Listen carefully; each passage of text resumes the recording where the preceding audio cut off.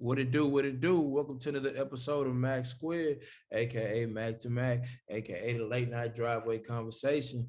It's your main man, Colby Cole, aka Young Mack, aka Mr. Hollywood Cole. Who else wants some Hollywood Cole? You know what I'm Ooh, saying? With my main man, he already ooh, hyped up over there. My main man, Mack and Mac over there. What it do, baby? ooh, Mac with the pack. Ooh, Mac with the sack. Ooh, Mac never lack. Ooh. This nigga turned to Sound. Twister this morning. Like, ooh, that's like in the background, like that nigga with that high pitched voice singing. Yeah.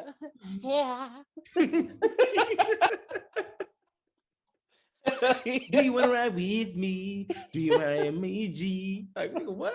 Hey, who heard that nigga in the street was like, hey, we gotta put this nigga on the track, man. Hey, Mac, he the one. He the one. They must have. I don't know what the hell they was smoking. What? Like, I don't know what they talking about, but he number one. O-P-I-M-P. I know that nigga in the studio. Hey. No, and right after he go, whoa, do you want to ride with me? You want to ride with me? Hey, and niggas, but talking about niggas is in the studio talking about. That's the one. That's the one right there. That's the one. They gonna love that shit, man. That's the what? That's the what, my nigga. That's the what? That's the what? That's the what right there. It sound like thugging. It sound like Bone Thugs, but like some different type shit though. Chicago type shit, my nigga. I fuck with them.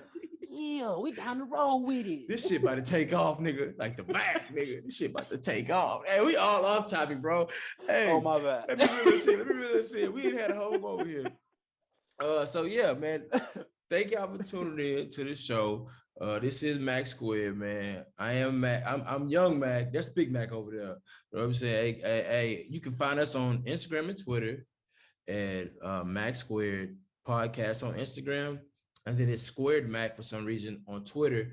But it'll pull us up. It'll find us on there. We're always posting cool content. We showing a lot of HBCU love. Before it was cool to show HBCU love because we rock with y'all for real. You can find me on Twitter and Instagram at YoungMac1986, YOUNGMAC 1986. I'm on both platforms all the time, always talking shit. I'm willing to debate whatever from basketball, baseball, tennis, maybe even soccer. But anyway, Mac, what can they find you at, bro? I'm returning to Mac, motherfucker. Just playing. What? Now I'm returning to Mac on both platforms, on Instagram and on Twitter. Mostly Twitter. That's where you can find me at for real. You can just catch up with my family photos on Instagram for sure. But just returning to Mac, baby. Appreciate it, man. Hey, so Mac, man, we took a little hiatus. I've been having a few things going on. Just to give y'all a heads up, I'm leaving this Friday to be on the Family Feud, bro. Woo! So, you know what I'm saying? Hey, I'm about to try to get us to the next level with some fetish. I'm gonna talk some shit with Steve Harvey, and we're gonna have a good time. You gonna get made a gif out of. Somebody gonna make a meme or something out of you. Hey, you better to have all your answers written down on your hand or something. You better not say turn him in the palms of sweat, like, oh shit. Yeah, like, yeah. Oh shit. What am I? Hey, Steve, how you doing, Steve? How you doing? Bro, man, hey, babe, put it there, babe, put it there. I like your suit, man. Oh, you saw, brother. You saw, man. Hey, man, I remember watching you on Kings of Comedy, man. Hey, now hit it with that. I just see you on Versus. Killing this, Steve. Hell yeah. Hey, I know you're gonna say something funny. Hey, but no, I'm scared, bro. I'm nervous. What? I can't lie. I mean, my TV debut, bro. You be all right, man. Oh, man. I ain't gonna lie to you. I'm gonna be better than hype. I'm gonna be so hyped. 20,000 on the line. Man, how many times like you can get 20 and 20 and 20, like 5 times? 4 times. Four times. 80 bands, bro. Damn. And it's 4 of y'all, 5 of y'all? 5. Who all's going? It's you. So it's me, my cousin Karen, who's my older cousin. They all older than me, actually. My cousin Chris was supposed to go, but he's going to mini training camp for the Bears, so he can't go. So he dropped out. We picked up my cousin Tish. Tish is living in Portland, but she's gonna fly and meet us. And then Kara, who lives in Austin, is gonna come out, and my cousin Katrina's coming out. That's dope. Yeah, but I'm be the only dude, so I gotta hold it down. So you're gonna be honcho. No, you're gonna be the HNIC. Head Negro in charge. That's dope, man. That's a tremendous opportunity and a cool opportunity to experience with your family. I bet every family wants to be on Family Feud and have that opportunity. So you're really, really lucky, man. I really commend you on that shit. That's a big. I appreciate thing. it, bro. Don't you try to dumb down that thing. You be telling me don't dumb down no accomplishments and opportunities. Don't dumb that down. That's gonna be once in a lifetime, man. Not everybody get these. It'd be weird for me, bro. You know me, man. I'm so like, you know me, bro. But you gotta, but moments in time, man. Nobody can take that away from you, man. Of course, I agree, man. I agree, but just like me being on Steve Harvey, man.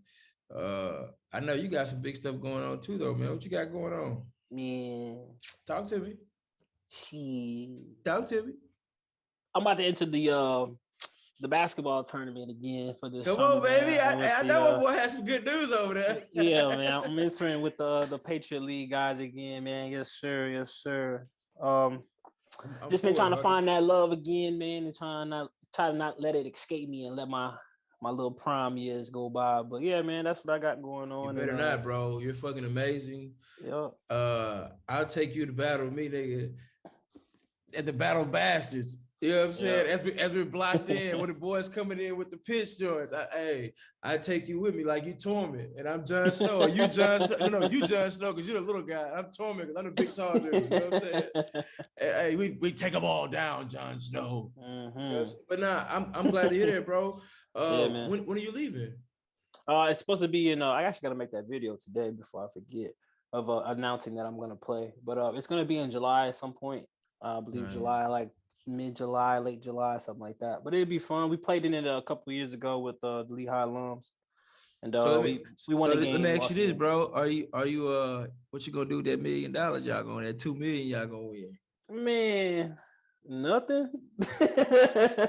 Pay some bill like motherfucker. Hell yeah, pay for some diapers. Goddamn, I don't know. I ain't gonna do much with it, man.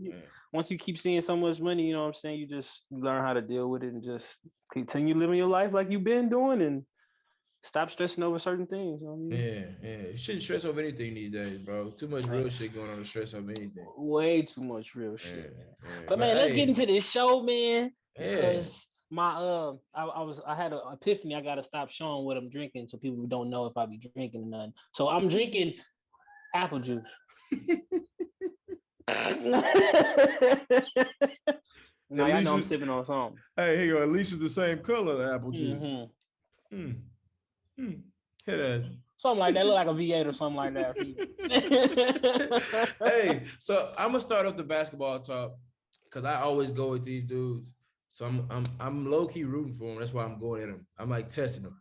AD has a monster game the other night, bro. Like a monster game against Phoenix. Yeah, he did. I know he had a little setback, but was that last night against the Knicks? But if he gives us that, are we back to back? I think that LeBron. No, man, LeBron's the key. Okay. I think we can't get ahead of ourselves with I think it was great for him to have that type of performance a couple nights ago against Phoenix, especially them being the number 2 seed, and it gives us a little more confidence if we do fall to 7 and have to play in. We have to match up with them. Either if they get the first or second seed and then we fall to 7th, 8th, whatever the case may be. I think we have the confidence to be like, hey, even if we're hobbled, we have a chance. And I don't think that they needed to. I don't think the Lakers needed to like reassure themselves that, but they need to reassure the fans and stuff like that. But what I will say, I did watch that game last night, and Caruso just went down. Not that he's very important, but I mean he does play point guard for us. Yeah, you know what I'm saying, the backup point guard position. A lot of guys stepped up. Drummond played like Drummond. Huge. He doesn't give you the. How can I put this politely? Fuck being polite. His interior game is kind of shaky to me. He looks way better. He has no real game. He doesn't. Let's clarify. Yeah. No disrespect, but he has no real game. Yeah, and that's why. And if you keep hearing and watching, you be like, okay, now I see why people keep saying when LeBron come, he gonna really look good. Yeah. But like he actually stepped up. Kyle Kuzma, yin and yang ass was on Ying last night. He looked real good last night. He looked real good, but that means the next game, that means tonight he gonna be ass. But I just wish he would be consistent. But it's Rockets tonight though, so they're fine. Yeah, and it's Banner night as well. Oh yeah, they're fine. But that game last night was pretty good, and I'll say a couple of things. THT stepped up. He had some mistakes, huge, but he stepped up. You know what I'm saying? He would get too caught up in the moment, then he'd like relish in the moment. But like you want to see those growing pains out of the young guy. You know I don't like when people discredit his game, bro. I don't know why he's young. Yeah, and like my thing is, they expect everybody to be like a polished player when they play with LeBron if they get minutes, and it's like not everybody is polished 2 years in, bro. Give him a look. Like he's still learning his way on that team. And you can tell he's learning his way, but once he figures it out, the dude can't even buy alcohol. He's so young. You know what I mean? Like the dude is young, and it was a lot of Kentucky players on the court, a lot of Chicago pride on the court. There was a lot of those types of things going on, and he still shined. You know what I'm saying? He held his own. He didn't get caught up guarding Derrick Rose and being on the floor with Chicago legends and things like that. You know what I mean? He really stood up for himself. Yeah, I respect the kid. I think that the Knicks play phenomenal. Man, the Knicks are becoming more and more scary every time I look at them. And I'll say this. I see why LeBron didn't play last night because they was playing some defense. That was like you keep hearing the commentary. They was like, "Oh, this was like a '90s basketball game. Yeah, the pace, the score, the grit and grind." But they was playing some gritty defense, man. And then even AD, he looked like he wasn't 100% after a while because they kept banging him. Every time he touched the ball, they banging. Randall sprinting down the floor to go match up with him after a free throw and things like that. Like it was a real tough, gritty game. The only problem I have with the Knicks, they don't have offense. I didn't mean to cut you off. I'm sorry, but I just want to put that in there. That's a good point, though. I think their offense looks good when D Rose in the game. I agree. That pick and roll, when he would hit his explosions and you know what I'm saying, little twitches, look real good. And then he was finding people and things like that. But when he out, can they win though that way? I didn't mean to cut your take off either. I'm sorry. No, you're good, man. You're good. It's I don't know if they can win a series with that, but I think if they're gonna match up with the Hawks, they got a chance. They got a chance because the Hawks have good offense, but they go cold sometimes. And if they don't want to see the Heat, they might want to see Boston. To be fair, though, Boston is so trash. Ooh. Boston not gonna make any noise, man. They lost Jaylen Brown. I mean, so they lost Robin. You already know Jason Tatum can't do it by himself. He can't at all. He went for a 60 ball, bro. But he can't give you 60 every night. Nah, he's not giving you 60 every night. He can get you close to 30. I don't know if he can give you 30 every night. Oh, no, he can give you 30 every night. But he might give you 30, then he might give you like 19 or 25 shots or something like that. You know what I'm saying? But why is he so inconsistent, though, is my question then.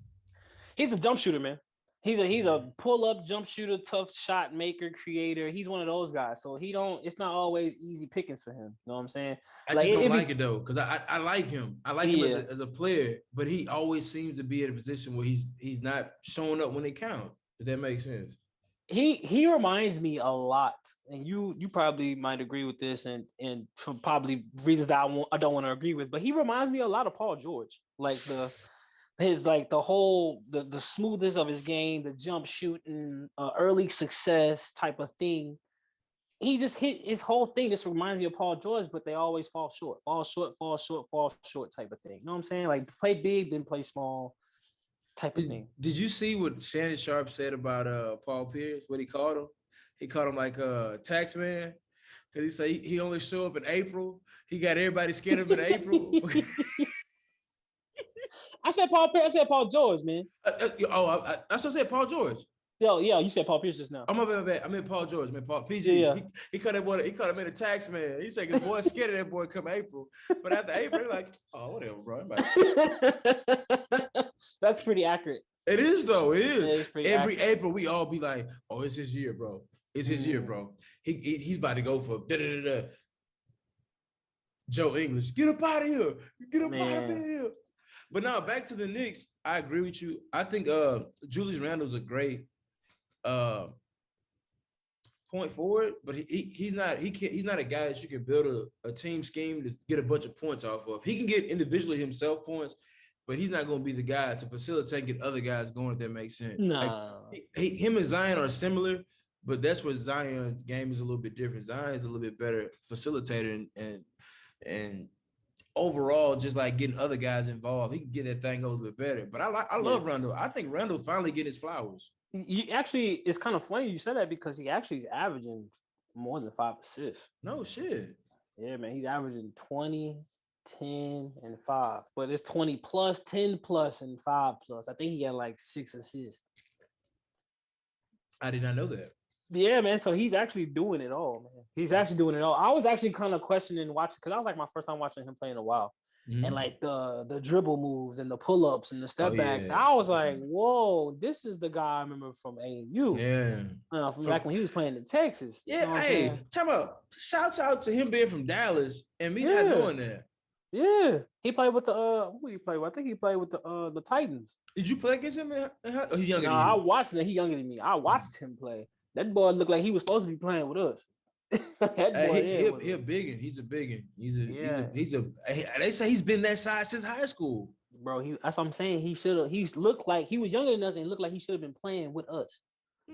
Because they also had a boy named Mickey Mantle. That boy was nice. White boy had game. No, he sizzled out, man. But he was tall, point guard, man. He had game, but Randall didn't fall off. I got an AAU question for you. We're gonna come back to on the back end of this basketball conversation, but I don't want to get too far away from NBA.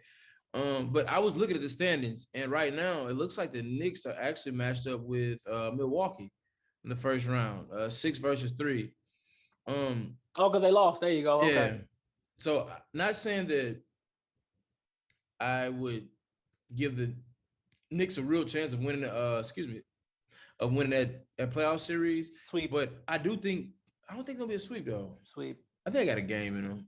Sweep. I think Giannis them will shoot enough bricks one night, and Tom will scheme up a defensive plan to stop Giannis one game, and they'll get one game. That's still one. But my real thing is I like the fact that New York basketball is back. Right. It's cool to see that the Knicks are relevant, even if they're not truly a championship contender yet. I ain't gonna lie, I did not see this for them trajectory rise. I figured they were going to trade like RJ or somebody to bring another like real talent to get them to where they at right now. And they're ahead of schedule to me. How do you feel?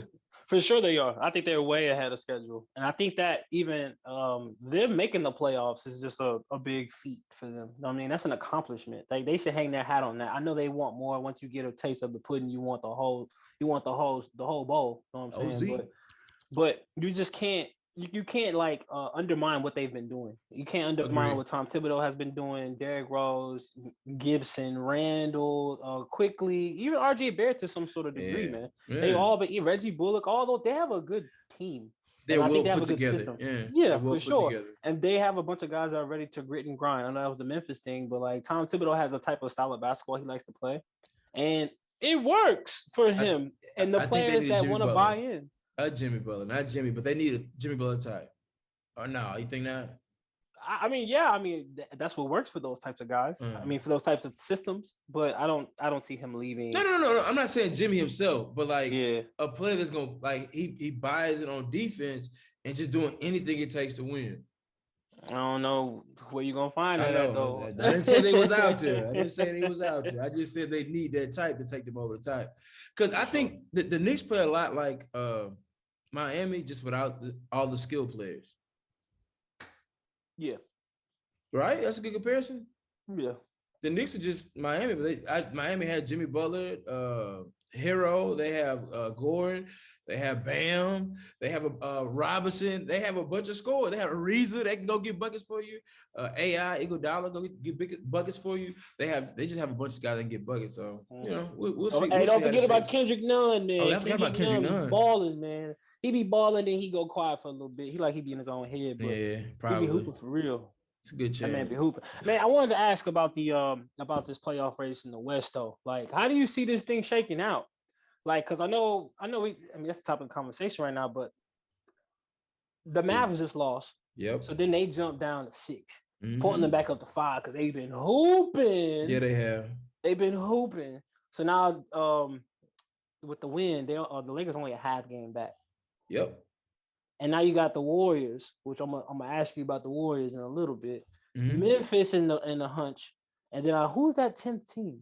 San Antonio Spurs. San Antonio Spurs. So like, how do you see that playing out over there? I see the Spurs and Memphis staying where they're at. You might get a chance at. I have to look at Memphis schedule compared to Golden State to see if you might get a chance of a flip flop there. But I say this staying the way it is. I see Dallas falling to 7. Lakers going 6. Somehow Denver falling to that 3, and Clippers going to 4. And then when you get it like that, you'd have Utah 1, Phoenix 2, and the 2 seed. I have them probably playing the Lakers, which I feel bad for Chris Paul. I just feel like, man, that's a tough break. That's a super tough break. Or I mean, Steph them could beat LeBron in that playing game on a whim, and on a 60 ball. Yeah, you know what I'm saying. That's the thing. That one off game is tough to call, bro. And like you don't know, it's not a series. It's tough, bro. It's gonna be amazing. I like to play it. I love to play it, bro. I'm loving it. I like that scenario. You said that the Nuggets get to 3 and yes. Clippers go to 4. Yes. That probably is the best case scenario for the Lakers. Yes, it is. Because my hope is that if we get the 6th spot, that the Clippers are somewhere in 4 at 4. Because I think that I'm gonna be honest and say it out loud. All the Lakers fans are thinking that avoid the Clippers at all costs, because that's one of those teams that they're rolling, they hot. I think the Trailblazers and the Clippers are the 2 hottest teams right now in the West to me. And I think that you try to avoid the Clippers because they got a complete team and now they out for revenge. And I think I heard a stat that most of these super teams they win the ring in their second year. So I don't even want to play with things like that. You know what I'm saying? So I don't want to see Rondo. I you know what? No, I definitely don't. I think that Rondo is, I don't want to see Rondo IQ on no level. Like with him having PG and Kawhi, like he's gonna be the type to cerebrally like will them to where they need to be. And you be like, hey, bro, I don't need that from Rondo. I need Rondo to be like Atlanta Rondo or something. I don't need the Rondo he's giving them there because he gonna be a problem, bro. Mm-hmm. I'm just being honest. I think the Lakers are gonna fall in trouble if the Clippers get that 3rd spot. The Lakers gonna be in trouble in 1 or 2 ways. Either you're gonna play them in the 2nd round, or if you get to 6 and they in 3rd, you're gonna play them in the 1st round. I think you really don't want either one of those. But I would take playing them in the 2nd round. Yeah, I would too. I'd rather see them 2nd round. I don't want to see them 1st round, no way. And I think if you have to play a play-in, which they're not, but if they were to play that play-in, and I'm sorry, if they get that 6 seed and the Lakers play Denver 1st round, that's a sweep. It's an easy sweep. No, but that's phenomenal because that leaves us on the bracket with the Nuggets and the Suns. Yeah, and you good with that. That's cool with me. You see, that's cool. Everybody's trying to get that shakedown. The question I really want to ask you though, because we're talking about the Warriors definitely getting in the play-in. You heard me? Yeah, I heard you. Yeah, so we're definitely talking about the Warriors. They ain't ready clinched to get in the play-in, right? Is this saying a lot and changing the narrative about Steph Curry? No. Because bro, he's 1-2 back and forth with Bradley Beal to the scoring champ. We all said that he couldn't get his team into the playoffs, let alone to the conference championship and things like that. But he got them in the playoffs or the play-in tournament, and he's balling. And he's in the MVP conversation. I mean, he can't win it because they in the 8th in the play-in tournament. But does this change the narrative for you for Steph Curry? I don't. No. No. I don't. I can't even lie. I wanted to. I wanted to be like, yeah, like that nigga. Nah, I can't, bro. He's balling. The one thing I will say about Steph is I do have a newfound respect for him. I do respect him for what he does. I always respect him for what he did, but I now appreciate it more, seeing it him doing it by himself than him just doing it with 2-3 other guys on the court with him. Yeah. So I will give him that respect. But outside of that, bro, man, he's still Steph Curry to me, bro. I went and pulled up some of his numbers, and he's shooting really this is rank wise. This is his fifth rank, like numbers wise. His 3-point percentage this year is like the fifth highest has been in his career. No, sixth. I'm sorry, sixth highest has been in his career. He's making threes. What 3.2?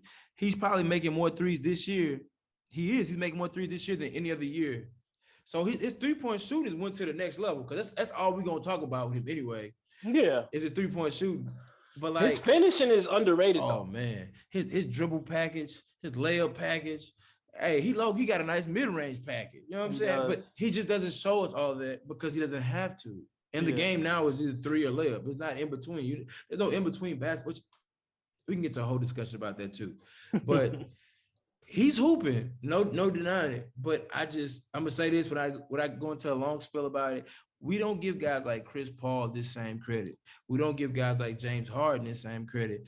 And those, especially Chris Paul should be MVP this year, bro. I don't care what seed, 2 or 1, they should be.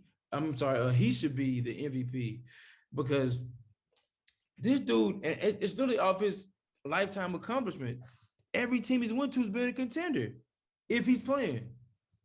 You know what I'm saying, bro? This is not a lifetime achievement award though, because if we but this year he deserved it. No, he deserves his flowers for sure. But if we're gonna make the criteria that, then nobody would sniff the award but LeBron James. Because if we're talking about impact and value and what team he goes to, leave another team, they go down the drain, different things like that. No, man. I disagree though. Man, that's crazy. Because, hey, 2 years. Just listen to me. Regular season, not postseason. Oh, if we talking just overall totality, ain't nobody fuck with Bron ever. Bron, that ain't even question. But for 2 years, bro, no denying, I can't deny it. That nigga James Harden was the MVP of this league, bro. For 2 years, like he carried his team. Yeah. He did everything. He deserved it twice, but. He should have got that Giannis treatment for sure. Oh, yeah, man. He should have got that Giannis treatment. I don't understand why they giving Giannis all this love, though. They should have gave Harden his Giannis treatment, that back-to-back, because of the numbers, the team success. But, like, that's what they keep saying. I just heard somebody say that they keep moving the goalposts. I think Perk just said that they keep moving the goalposts. It works if it's this way for this person in this year, but then it's a completely different ball game the next year when you're talking about this guy. That's tragic, unfair, bro. Yeah, that's unfair. Bro. You know what I'm saying? Are we talking about value? Or are we talking about best numbers? Are we talking about the most dominant? Or are we talking about team success? Or what are we talking about? But it always changes depending on the story. James Harden should have got that Giannis love, but now that Giannis got that love, this is the year for Giannis. It's championship or bust. Like, you have to go to the championship game. Like, I don't want to hear Eastern Conference Finals or semifinals and things like that. Like, that's not going to cut it this year. They painted him to be the GOAT of all GOATs. Like, I ain't gonna say GOAT of all GOATs, but like the face of the league almost. You give a guy back-to-back MVPs, he's got to be the face of the league at some point. And that dude's not the face of the league. He not even top 2. He not even top 3. He ain't. If AD really turned it on, AD passed him easy. And we're talking about all around skill, he not top 5. Oh, if we talk all around skill, he not top 10. He not, bro. He dominant. He dominant. He dominant. If we just talk about dominant cats on the court, he top 3, easy. Oh yeah, easy. For sure. But if we talk a team basketball, where we play team basketball, that ain't gonna work, bro. It ain't gonna work. All that just going to the rim, just every shot and get your rebound and go back up. We're not gonna let you keep doing that, big fella. Yeah, but like if we playing in the Monday league and we talking about everybody's got off of work and we just like, man, we'll let you keep driving until they were like, okay, it's playoff time now. Yeah. We're gonna be like, hey man, listen, somebody go for the ball, somebody take the charge, and nobody jump. Yeah. Just take the charge, put the game in the ref hands. For 4 quarters straight, somebody gonna mess up and it ain't gonna be us.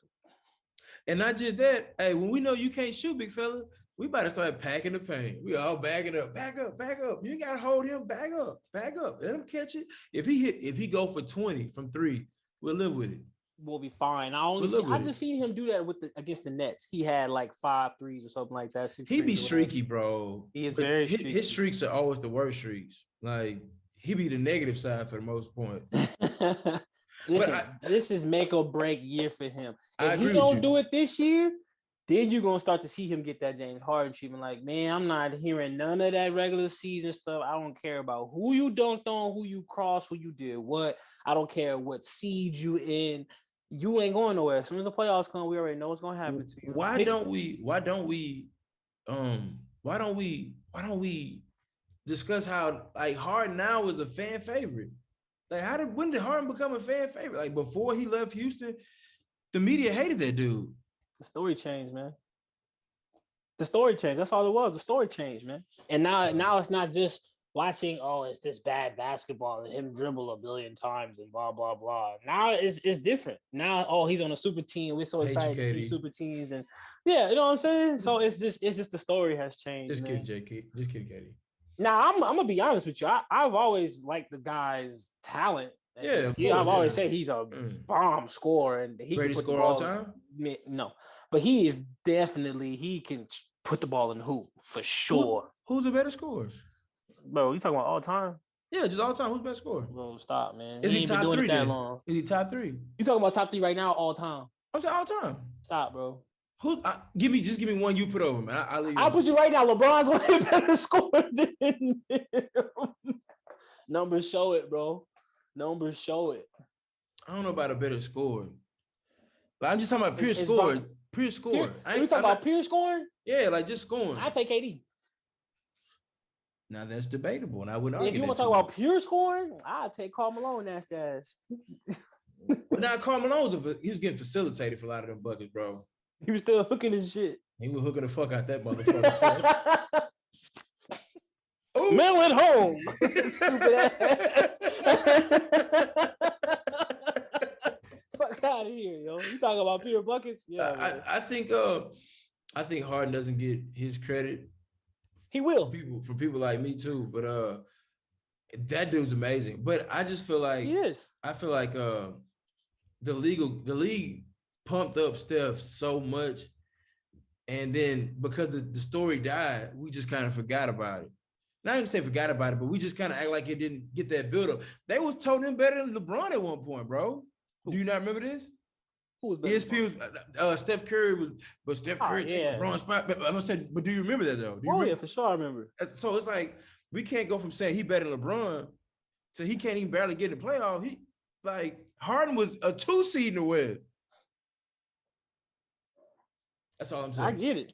That's all. I know you give me. That's why. But Curry not better than LeBron based off of this right here. I'll show you a little example right here. He can't even put his team above LeBron team. LeBron ain't even playing right now. I don't want to hear that he better than what this, that, and the third, man. I'm not y'all. If people can't have that type of like what LeBron brings to a team, that's what James Harden brings to a team. He make everybody around him better. Now I think that's also what you see with the Nets as well. You get to see that. Oh, okay. You got the Harden, the guys with that Harden and the Rockets mentality, what they thought he was doing with just scoring. Yeah.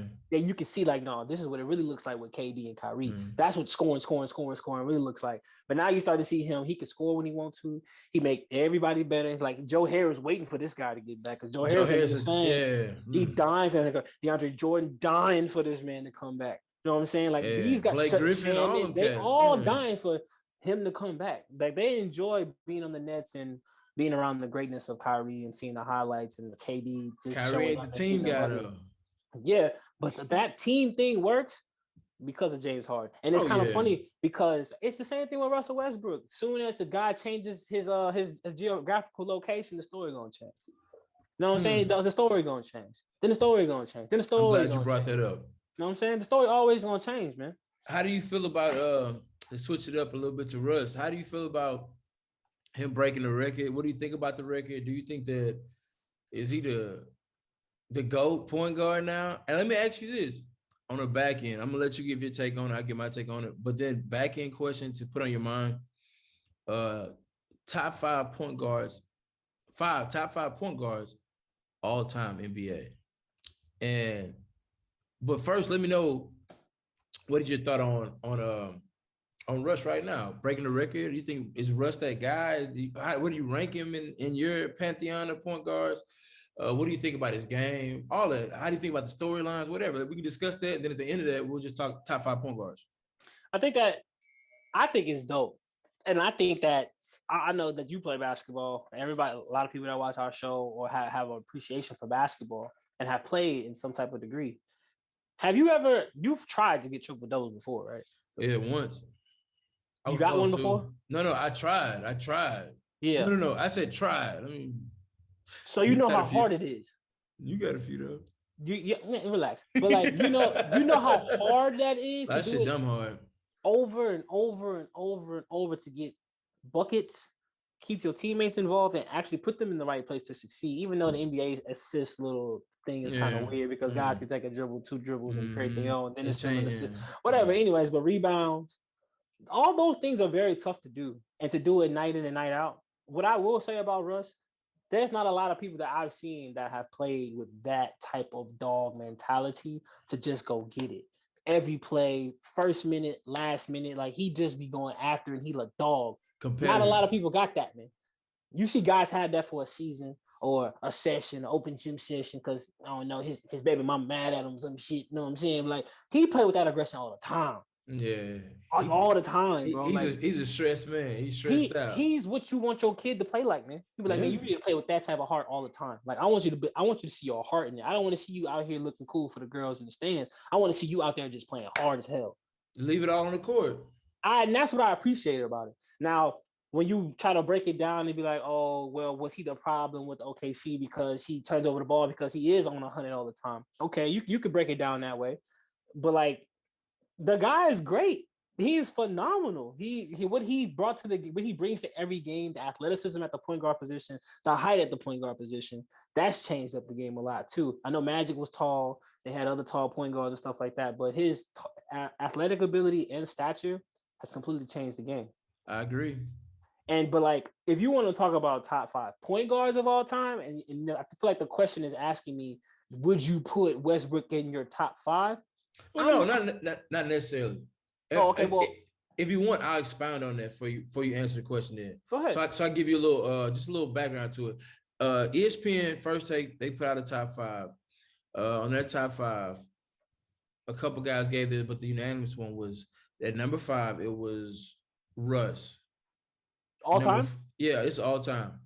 Number 4 was I'm gonna start top. Magic Johnson was number 1. Number 2 was Isaiah Thomas. Number 3 was Steph Curry. Number 4 was Chris Paul. And then number 5 was Russ. So you can deviate from that however you want to. And then I'm gonna tell you how my top 5 is. I said all that in appreciation for Russ, but I think he is shooting guard playing the point guard spot. I could agree with that. You know what I'm saying? So, and I also think when it comes to Steph Curry, he a shooting guard in a point guard spot. I agree. You know what I'm saying? So I agree. That can get really iffy. So now, if you asking me top 5 point guards all time, and you throwing Russ in there, I couldn't even say that Russ is top 3 in the league right now. Yeah, for that type of position, yeah. Yeah, if we're talking point guards, like you can take 3 point guards right now. I guarantee Russ gonna be 4-5.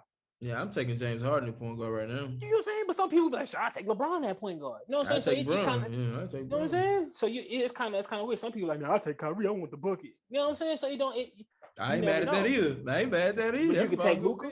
You can take forgot about Luka. You know what I'm saying? There's a bunch of point guards out there. Now, if you talking all time, man, it depends on the style of basketball player that person has, like the era, the style of play that they like, the players that they like. It's going to differ from person to person. Yeah. So like, people always throwing Magic up there. Magic. I think Magic is unanimous one. Can we say that? Oh no, not for you. Yeah, you can. This story, you can have it. No, I'm saying, would you put him in your number 1 spot? He was just so tall back then compared to all the. That's what I'm saying. So that's my little knock on Magic. I ain't gonna lie to you because I don't really be agreeing with all the normal, outlandish, sure shot this. Nah, I don't be agreeing with all that. He was going against Isaiah Thomas. It's true. That's like G trying to guard me, and then we in the league. I'm about to get 10 dimes too. Hey, but time out. Zeke was giving him 37 on a broke ankle. That's what I'm saying. So Magic was still getting done up. So you want to talk about? So if we talking about top point guards, or whatever, we talking about one side of the floor? Are we talking? Are we talking all around? Are we talking strictly assist? Are we talking about? What are we talking about? Because being point guard, like this, how the goalpost moves for MVP, it move for this point guard spot. Because like guys gonna be like right now, okay, I'll take the Kyrie shooting, the scoring, the Steph Curry shooting, the Magic height. You want LeBron's IQ? Like what are we talking about? Because I'll take Chris Paul, J. Kidd, John Stockton, those type guys. That's my type of top five. You know what I'm saying? Even though Stockton didn't have everything, but he's a point guard. He's what I want in my point guard. Yeah, you know what I'm saying? Because I like the late 90s, 2000s type point guards. So like, if you ask me my top five in no particular order, it would be Chris Paul, Jason Kidd, John Stockton. Who was the other guy? This is gonna be you're not gonna like this pick, but he did a little bit of everything. Kevin Johnson. Oh, Kevin Johnson was a dog. Yeah, a dog. Top five. Yeah. So that's my type of point guards, and I got one more. Who was my other point guard? It was just to throw a wrinkle in it. I am a huge Pistol Pete fan, so I take Pistol Pete. You know what I'm saying? I love Pistol Pete, but like he was more so also LSU ties. Oh, of course. But like I gotta get that pistol jersey. I keep reminding myself to get that pistol jersey. Anyways, but he also could be that type of Steph Curry because he could score the shit out the ball. Pete Maravich, for the people that don't know who he is. Yeah, Pistol Pete Maravich, man. If y'all don't know, number 44, you know what I'm saying? New Orleans Jazz, you know what I'm saying? He played with him, you know what I'm talking about? And he with LSU. And he with LSU, man. The home state proud, man. But that's my type of point guard. You know what I'm saying? But the criteria and things like that differ for everybody. I like your five though. And I like where you went with it. My five, I'm gonna go in order though. I ain't gonna even lie to you. I'm gonna go in order because my top three is locked in to me.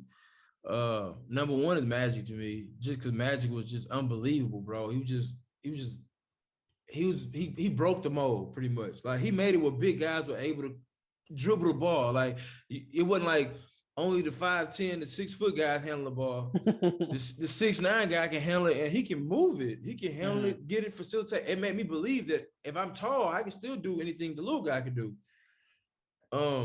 Number two gonna be Zeke. I love Zeke, man. Because he was a little dog. He was a true dog, and I got to see some of Zeke. I didn't see all of Zeke, but I got to see that early 90s, late 80s, and he was a dog, bro. You know what I'm saying? And then number three is Chris Paul. I think Chris Paul really is the point guard.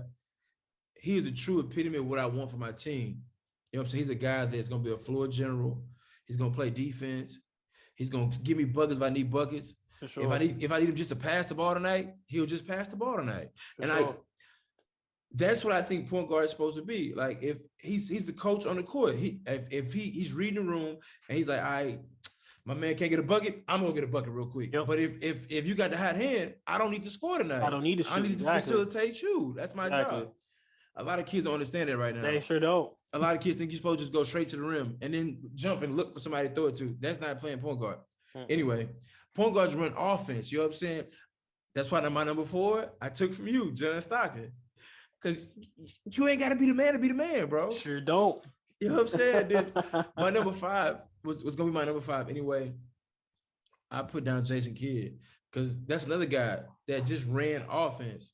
Like, he could improvise too, but if coach said, let's run the play, he going to run the play and run it to perfection. So I have a mass appreciation for Magic, for Magic did. But Zeke is my dog because he just was resilient and he beat Jordan a couple times. So that's hilarious to me. He said it's hilarious. It is, bro. Because hey, we talk about Magic on Zeke, but Joe Dumo's about a half inch taller than Zeke, and he was holding Jordan. Yep, playing the two. He was holding Jordan like shit, and he was locking MJ up for the most part. I mean, with the help of team scheme defense, but yeah. He did his job. But I don't like when people throw Steph Curry up there as like a top point guard. Because to me, I'm the same as you. He's not a point guard. He's a two guard. that plays one. Yeah, he just his daddy in a shorter person's body. You know what I'm saying? Like, A lot shorter person body. you know what I'm saying? So that's just what it is. But You know he what I'm getting saying? paid for it though, so it's all good. Yeah, I mean, like, well, just like Seth Curry. Seth Curry should be playing point guard, but he shoot too much, so he played it too. I agree. Hey, I have one more point on my end, bro. Go ahead. And then I'll let you knock off. You know what I'm saying? Let me know what you got. You know what I'm saying? But Melo, we gotta talk Melo. Melo just broke. You know what I'm saying? He just broke that top 10 scoring list. Yes, sir. Is Melo now first ballot Hall of Fame? He should have been first ballot, man. He been first ballot. He been first ballot to me too. But I just think that this whole resurrection of his career that they forced him to have. Let me say that again. This resurrection that they forced him to have has been has been miraculous. I love and he needed this to prove to the naysayers that he was first ballot Hall of Fame. He didn't prove to the real people that really watch the game and really appreciate the game that he's first ballot. You know what I'm saying? He's definitely, I mean, I think it's a tremendous compliment. And we talking about pure scores, that's a pure score right there. That's a walking bucket. I stole a lot of my game from Melo, like high school wise. When I was in high school, I took a lot of Melo's moves that get a shot off in a phone booth. Way to use, because I'm a tall guy like him too. Way to, you know what I'm saying, use my body, use my shoulders, the hip movements, you know what I'm saying? Yeah. The subtle moves, to create a little space for my shoulder, get my shot off. Like I took a lot of, like, not to move too quick, because it wasn't like Melo was super fast, you know what I'm saying? But he was just efficient with his moves. And I tell like kids too, they watch him and just see him making shots, but look at his footwork. Check out the footwork. Like kids be watching the top end and be missing the, you know what I'm saying? Yeah. Everything is squared. Yeah, he's compact. He's super compact. And a lot of these kids be like, thinking you gotta be wild. And no, you can get tight, compact, and still make your move. You know what I'm saying? Just all in how you go about it. So I'm so proud for Melo, bro, because he's one of my guys that since he came into the league, I've been rooting for, I've been pulling for, even though he played in my conference and he probably beat my Rockets in the playoffs, but I rock with him, you know what I'm saying? 09 Western Conference Finals is still one of the greatest conference finals I've ever witnessed myself personally. Him and Colby were amazing. Man, yeah, shouts out to Melo, bro. Yeah, I'm fanboying right now. A little bit of a fanboy. No, you good, man. You good. It's your show. You can do whatever the hell you want to do. You know. But how you feel about first ballot Hall of Fame? You think he's first ballot? For sure. I think so too. For sure. No disrespect to T-Mac, but if T-Mac was first ballot, Melo's first ballot. And that's like no slug at all, but just consistency, longevity, man. Is Paul Pierce first ballot? Man, you know I don't like Paul Pierce.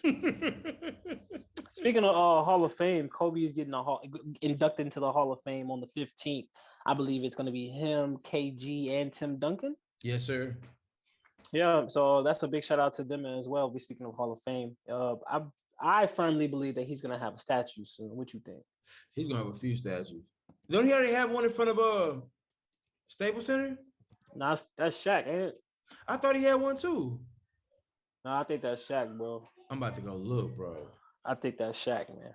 But yeah, I think I think he's definitely gonna have a statue outside of there for certainly.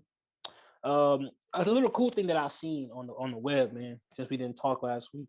The guy Ryan Smith, he bought the Utah Jazz last year. Okay, right? yeah. Did you see this? That he implemented a new rule? No, I did not see that new rule. So he implemented a new rule that said for every win, they're going to give a 4-year scholarship to an underrepresented / minority kid for every time the Jazz win. No shit. The Jazz have about 50 wins this season, my guy. So that equates that man's going to help out 50 underrepresented and minority kids. Are these full rides? It's not even important. If he's doing a year, that's amazing. 4-year scholarship. Ooh. Full ride. That was his pledge when he bought, doing all the madness that's been going on. Read the shirt, people. He stepped up. This is a white man. A shirt, that boy, player shirt. But like that is, I feel like that's a really cool incentive that he put upon himself, upon his pretty much his investment, to invest even more so into the people. Like, how do you feel about that and hearing that type of news, man? Oh, that's fucking amazing.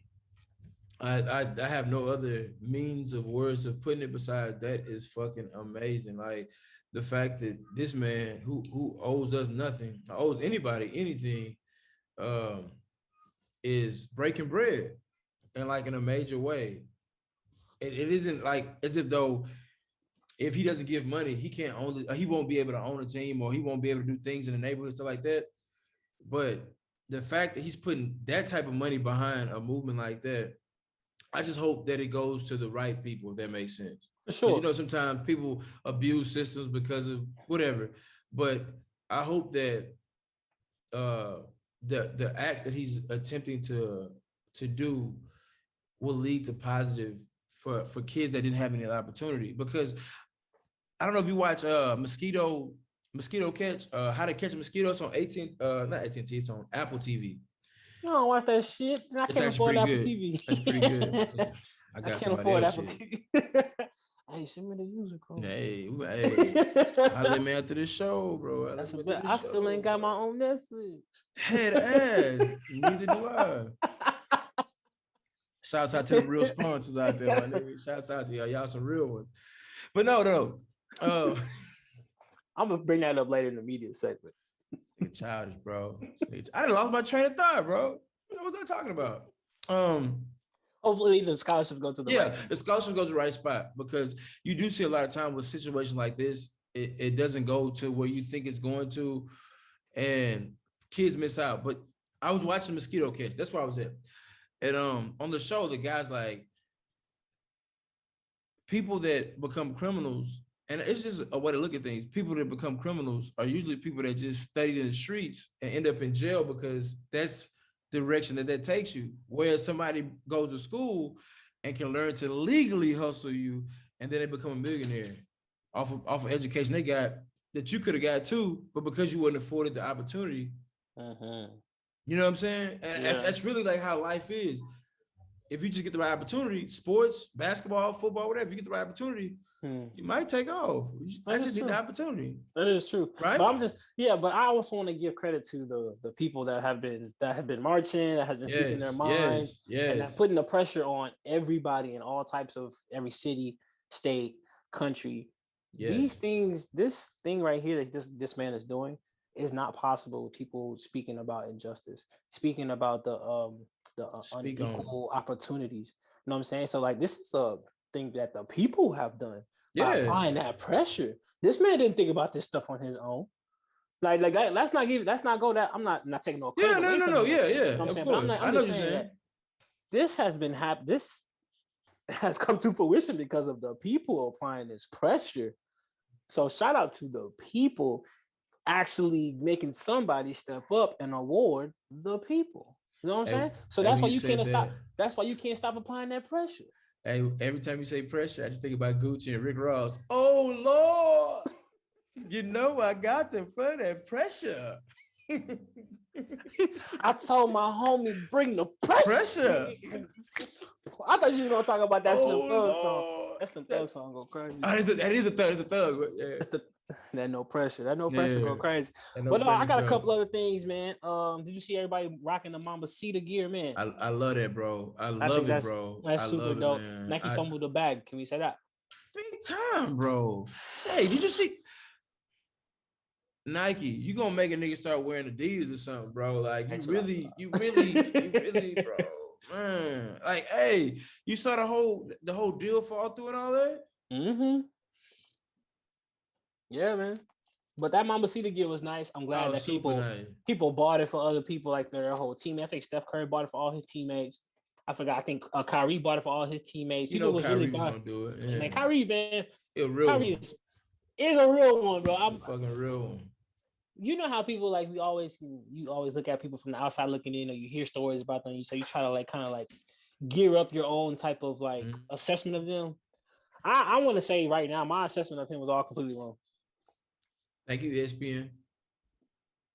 Not because of ESPN, but I think that him doing the things that he did, I think I took it in the wrong light. I thought that he was being selfish. That's because ESPN pushed the story to us like that, bro.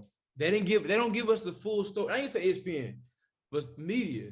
Yeah. The media gives us the story they want us to hear, not necessarily the story that's the truth. Yeah.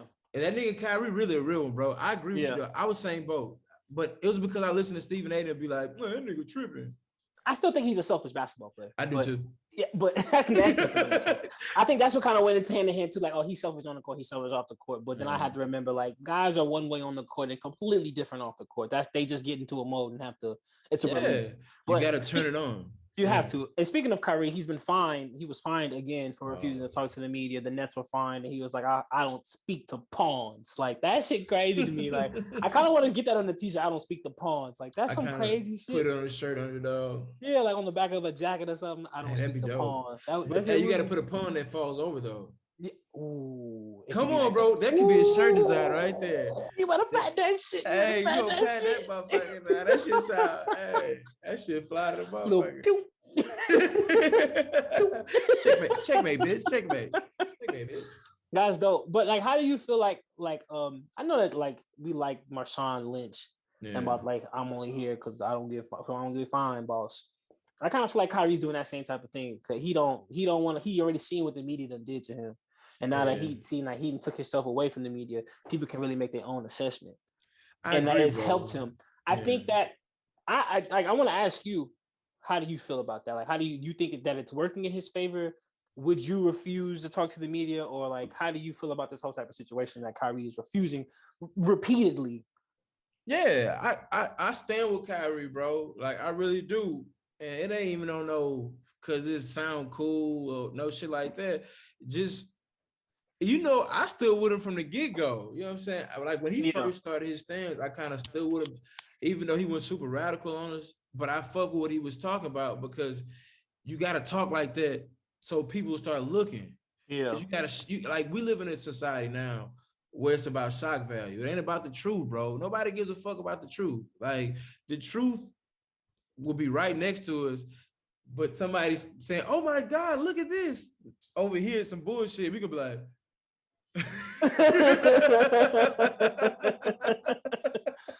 like, no, what? Oh, my bad. Yeah. And the truth then left. Yep. And so we done missed the real story because the media has painted this picture over here for us. Like, think about this, bro. Not to get too deep into it, but like, everything we're doing, everything we're seeing wise is getting like not mentalized, but like shortened. So you get like the shock value of something quicker. Like TikTok, it's about 6, 7, 8 seconds, and then go do something else. It's not about like, remember when you was a kid, you watch TV or something, and you watch 30 minutes up to get the 2 minutes of goodness. Now we be like, I'm not about to watch this, but whatever. Even if you're getting all that truth, you don't want to hear. You just want to hear that 2 seconds. So when Kyrie say shit like, we should sit out for the season, and think about us, guys like, well, man, Kyrie being so, bro, you don't know what that man really speaking on, and are you really helping on what he's helping on? Because like, if you're just doing it like Big Perkin was like tap dancing for the man, and you painted a bad picture of Kyrie, but now they're trying to like kind of flip it, and now he in a bad spot, but he's sticking his guns, and I respect it. Yeah, he's definitely sticking true to his word and like what he believes in. And anybody that's willing to go that far for what they believe in, I fuck with it. I fuck with it too, man. As long as it's for a good cause, that means you truly believe in your word, man. And I like that. That's really what it's all about in life. Like, you gotta stand on something. If that's what you stand on it. I'm cool with you being a whatever. Just stand on that shit. Couple other things, man. The Pacers coach, the Indiana Pacers coach, is on the hot seat right now because of rumors that he doesn't get along with the players and other people in the staff and things like that. Do you feel like this is karma for the Pacers for letting Nate McMillan go, whose team is like the 5th seed in the East right now? So how do you feel about this? I believe the 4th, matter of fact. Oh yeah, the 4th. My bad. Yeah, the 4th. I love it. Karma is a bad bitch, and when she come to kiss you. They fucked over Nate, bro. Nate was a great coach, bro. I understand you're upset about the first round fall-offs, but get him more talent. They didn't want to spend no bread. Paul George even said it. They didn't want to spend no bread. Like, if you want to be better than where you are, it's like Indy wants to just be relevant enough to get some TV money. Hey, there's more organizations out there than you know that be acting like that. Oh, I know. Wait, I'm gonna tell people this. I think I said it before. I know I got into an argument yesterday with a guy about this. Bro, don't no pro team give a fuck about winning a championship like you think they do, bro? That shit sound good. They just want the money. It's a business, nigga. This ain't sci-falls, nigga. It's for banners. They don't give a fuck about it. Bro, the Texans are the top 5 or they're the number 5 gross revenue team every year. Mm-hmm. They just want to stay relevant. That's all they want to do. They just want to stay relevant. They just want to stay relevant enough that the fans gonna have some hope and buy the merch. That's all they care about. Buy the merch, bro. And at the say that we own a team. Hey, no bullshit. And guess what? You don't own shit, fool. You be defending, people be defending organizations as if though they work for the organization. You be like, bro, chill, bro. Relax. You a pawn. A big pawn. You're a pawn, fam. A pawn. I want to move into the just really quick. Who you got winning the scoring championship? Bradley Beal or Steph Curry? It might be Steph, bro. Steph on a mission. Okay, he had an off night last night, so he might have brought his little thing down. And Bill's not playing right now, so who you give it to? I still give it to Steph. Okay, cool. I'm gonna go look right now and see what it. Oh, it's like by point something of a points or something like that. Anthony Edwards has been on a tear since the All-Star break. He's been hooping, bro. LaMelo's hurt right now. Well, LaMelo just came back and things like that. Do you have a clear-cut favorite for Rookie of the Year, or do we get a Grant Hill, Jason Kidd scenario? Hey, man, fuck what y'all talking about. Jason Tate for Rookie of the Year, my nigga, for them Rockets. Balling, you feel me? Balling, you feel me? Put some respect on my nigga name. You a hater, bro. That nigga will come on the TV later play Lego. I'm like, man, who the fuck is that? Oh, you have you know? I know you watch hoops, so I ain't gonna even play with you, bro. I know you can see, bro. Hoop. No, for real. I don't watch I got DirecTV. We ain't got the Rockets games. You know how the Rockets be on and they black them out. Hey, if you ain't got the Rockets with the Rockets cable, you can't watch the Rockets games. That's how it is in Houston, fellas. Jason Tate hooping though, bro. If you get a chance, you know what? Another thing, I'm no longer after this past weekend, bro. I went to the AU shit in Dallas. Hey, shouts out to Jermaine O'Neal. He has a facility called Drive Nation. Second to none, bro. Dallas. Hey, shouts out to Dallas. Houston, step your game up, bro. We need more people to put money into buildings and rec centers to get our talent like how it is in Dallas. Like I went to like 3 or 4 different gyms where literally there were like 8, 9 courts where kids can go play it and train and get better. We ain't got that shit really out here like that. We got one here, one there maybe, but like there was like 3 in one area on top of Duncanville High School, which don't even get me started on it, bro. That's a college boy. But time out, I found out there's like 3 or 4 more of those in Dallas. Mm-hmm. We don't have one of those in Houston. Mm-hmm. My Uncle Rico mama stay across the street from Duncanville. No shit. Yeah. Hey, when I go to our house for Thanksgiving, I look at Duncanville right across the street. Hey, that Rico know that motherfucking court so nice. That's where they went to school. Oh. That shit was tough. But no, back to the Rookie of the Year thing. We got gyms out here that the roof too low. Yeah, bro. Katie. That nigga K. Chill out. Hey, I'm gonna say this, bro. I might cut it out, but say, bro, low key charge us up by us being upset about his gym.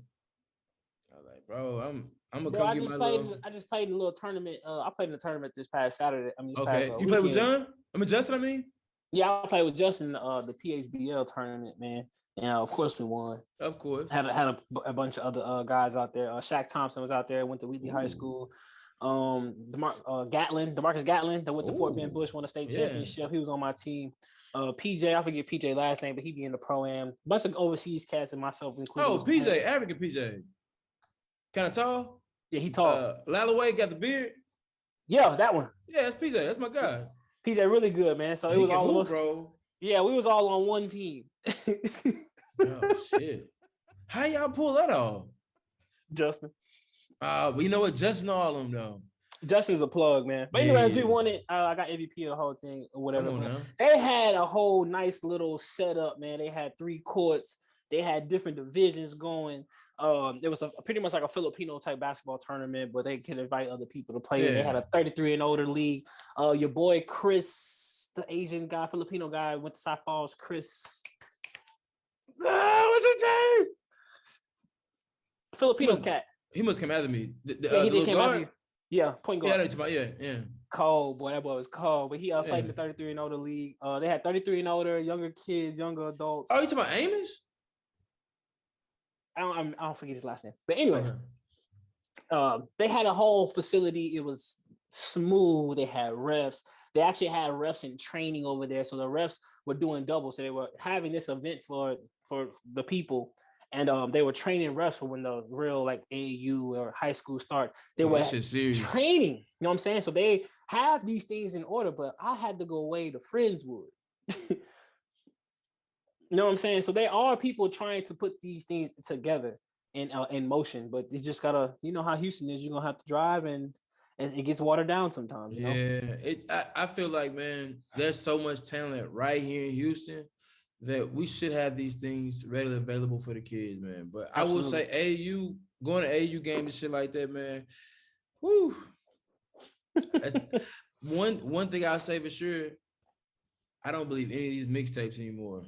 I got to see these kids in person. Oh, for sure. That's his highlights, baby. I saw the #1 point guard in the country 2 weeks ago at MI3. My other nephew, Jordan, that plays for Houston Hoops, played against the kid. The kid had 27, bro. He never shot a jump shot. Damn. He was that easy to get to the rack? Hey, and no, it wasn't that was easy. He was just carrying boys with him. Damn. Hey, like 6'1", 6'2". That's what I'm saying, dog. That's what I'm saying, bro.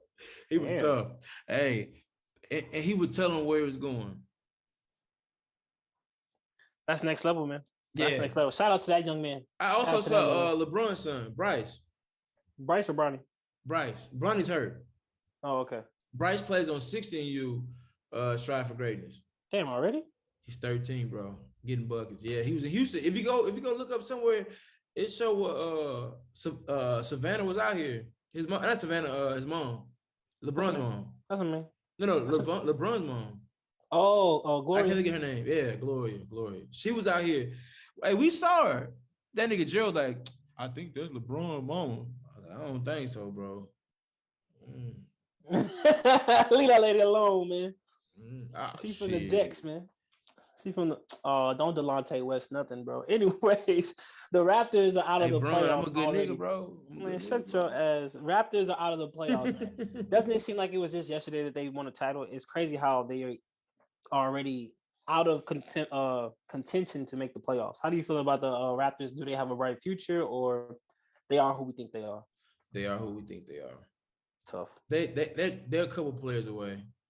Kyle Lowry time is over there. You need another guy to pair with Fred and Pascal and all them guys. Ibaka left. They lost a lot, bro. They lost. I mean, Kawhi was everything, but they lost. What's the guy they just lost? God damn it, Ibaka, which was a big guy for them. Oh, and they lost, Norman Powell. So it's like a lot of their core guys aren't there anymore. They got to rebuild the core. Yeah, for sure. Did you see the Pistons collab with Martin, the TV show? No, I have not seen it yet. No. I'm gonna send you the link. So just like a lot of other teams, like I think Fab is the creative director for the Brooklyn Nets. I think that Wale is the creative director for the Wizards. Same thing for Drake with the Toronto Raptors. Big Sean is the creative director for the Detroit Pistons. So he did a collaboration with the Martin themed TV show. It was 30 years ago. They have different shirts. You gotta check it out. It's super nice. Yeah, dude. They have got shirts that say "What's up? What's up? What's up?" They got like the different like Detroit print. Have you ever seen the No Games video? Yeah. You know how like the print. Chris Brown. Yeah. Oh, Ty in it. I know you've seen it. That's our guy. So so you know how like they had like the print, like the Martin print and stuff like that. They got to like that Detroit Pistons and stuff like that. With Yeah, the like what you got on type shit. That time stamp, that time stamp Man, shit, yeah. it's a really dope. I will send it to the for the Twitter page, and it's super dope. You gotta check it out, Yeah, man. you gotta It made send me that, want to bro. buy something, man. It made me want to buy something so Man, cool. man, Um, I ain't gonna lie to you. I found a spot where you can buy a lot of that shit that niggas be buying online. I'll talk to you offline about it though. I'll tell you about it offline. It's actually a business move you can make, bro. that's a I'm bit. jumping into that Don't shit. tell nobody. Yeah, that's what I'm saying. I'm gonna holler at you after. I'm gonna buy When the we stove. hey, go. When we figure it out though, we might spread the knowledge to the others, but we got to get our paper first. I'm gonna buy the stove. No bullshit. This news should hit home. I know you heard about it. If I'm saying his name wrong, please correct me. Bill Worrell or Bill Worrell? Well, yeah. He is retiring after how many years? 20 plus. 20 No. plus years? I Has to be think more it's than that because he was the voice. I remember when we used to visit from New Orleans. Well, we was living in Lafayette at the time. When we was living in Lafayette, my mom was trying to convince us to move to Houston. And we would come down to go to Asteroid. That's how she used to get us. And then like she put on the Rockets game or whatever, and we would hear like this voice. He is the voice that we heard. Now, this is like 99, 2000 when like this is happening. So that's the only voice of the Rockets I ever known. You know what I'm saying? I've seen him with Matt Bullard and what's your guy named Calvin Murphy. Man, now that's the duo. That's the duo right there. You know what I'm saying? So how do you feel about that? I feel like a piece of history is leaving, and it's just like the Rockets are going through a real complete rebuild, man. Top Okay. bottom. I was way off. It's 40 years.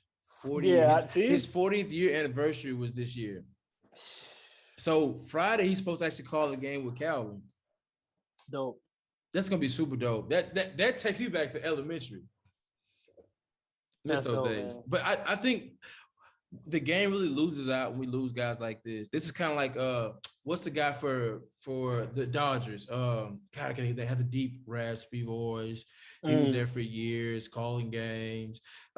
Joe Buck's dad. You know what I'm saying? John Madden. And there are guys that really, they're almost like, that's what I'm looking for, like peanut butter and jelly. Like they just go perfect together. And it's gonna be so weird to hear games without him. But I will say this: the Rockets have been doing, though he hasn't been going any away games for like the last 2 or 3 years. So we've been getting kind of adjusted to not having them there. Matt Bullard and Craig Ackerman been calling games, but it's not the same as old Bill, because Bill's the one that be a threes and he the one that's he messed up and said we don't need, who needs Harden. He's the one that said you know what I'm saying? He got 2 scoops Scola, big tractor trailer, big country Hayes. He had a bunch of nicknames. You know what I'm saying? He was the king of messing you up on your free throws, being like, Mackey hasn't missed a free throw in 2 weeks. Brick. You know what I'm saying? Yeah. But it's tough as a Rockets fan, as a Houstonian, to lose a legend like that. I mean, it's not bad. He's moving on, but like, he's still supposed to work with the team a little bit, the telecast crew or whatever. But to not hear him is gonna be kind of tough. Yeah, for sure. Stevie franchise. Come on, franchise. There's a couple of more things for basketball. I don't know if we talked about it last time that Shaquille O'Neal, Shaq's son, is going to be playing basketball at TSU. I love that. Yeah, so I told nephew we're going to games. We're going to games. Yeah, so he should be, because he's bloomed. He got taller and like he's bloomed in the last year and a half, last 18 months. Mikey decommitted. I mean, Amani decommitted. Bates. Oh yeah, he did decommit. They decommitted. Yeah, they say he's been going through some changes in his game and his life and things like that. So he might go a different route. You never know, man. You never know. The WNBA is going to start soon. I think it starts Today. They start today. Please go watch their games. Buy merch. Watch what these young ladies are doing. The former LSU coach for the women's team is now the president for the Las Vegas Aces. Obviously, you know, the Baylor head coach is now the coach at LSU now. There's a lot of basketball stuff going on with the women's side. Dee Richards is going to be playing in her first game here soon. Shout out to Dee Richards. Yeah, man. She said her price went up. You know what I'm talking about? It's going to be exciting, especially this type of news. Breanna Stewart has been playing in Nike her whole life, especially with UConn. She's just signed a deal with Puma to get her own signature sneaker. Big deal. That's a huge deal. I'm upset that Nike didn't give her own signature shoe though. But they don't give that out too lightly. You know what I'm saying? So yeah, but Diana Taurasi is Diana Taurasi. I get that. I get why they didn't though. To be fair, but you would think at this point to push women's basketball, you should have already. It's all good. Puma, big shouts out to Puma, bro. They are pushing it. They are making a real big splash. People gonna be wearing Puma again real soon, man. Yeah, for sure. Just to tie it into like some media, but we're definitely gonna hop into football next. The J. Cole news to go play in Rwanda. Hey boy, out there like this, Mac. I think this is pretty cool how he gets to live out his dreams. Now, obviously, him being a rapper and doing all those types of things gives him a little bit more of an opportunity. When we'll talk about more people being privileged and having opportunities soon when it comes to football. Just to let you know. But how do you feel about this? He's also on the Slam cover. His album's coming out. Is this all a plot for his album? Or I know he really loves basketball. He was a really good guy. He was a really good player. He went to St. John's as a walk-on. All these types of things are circulating. He is pretty good. He can dunk. How you feel about this news? It's cool. I don't think it's huge because I've never heard the league. Like it'd be different if he was in the G League. Then I'd be like, man, that's kind of big. Nigga, like, okay, P, okay, Master P move. Yeah. But Cole going to Rwanda. I'm gonna make sure I say it right, Rwanda, to play pro ball. If I can't see it, it's not really news. You know what I'm saying? That makes sense. Like this shit going every day somewhere. If I don't see it, it ain't news. You know what I'm saying? But I must shout out to him because I heard he was nice too. I seen him dunking a couple times. So and the jump shot looked good on Instagram. So yeah. But I think that it's pretty cool that he's getting to living out his dream. You know what I'm saying? Like he obviously went to St. John's with different intentions instead of becoming a rapper and things like that. But they say Dave East can hoop too. Who? They say Dave East can hoop too. Yeah, Dave East used to play. He used to play with KD and them. Yeah, he used to play AAU basketball with them boys. So Mike he can hoop. Yeah, he can hoop.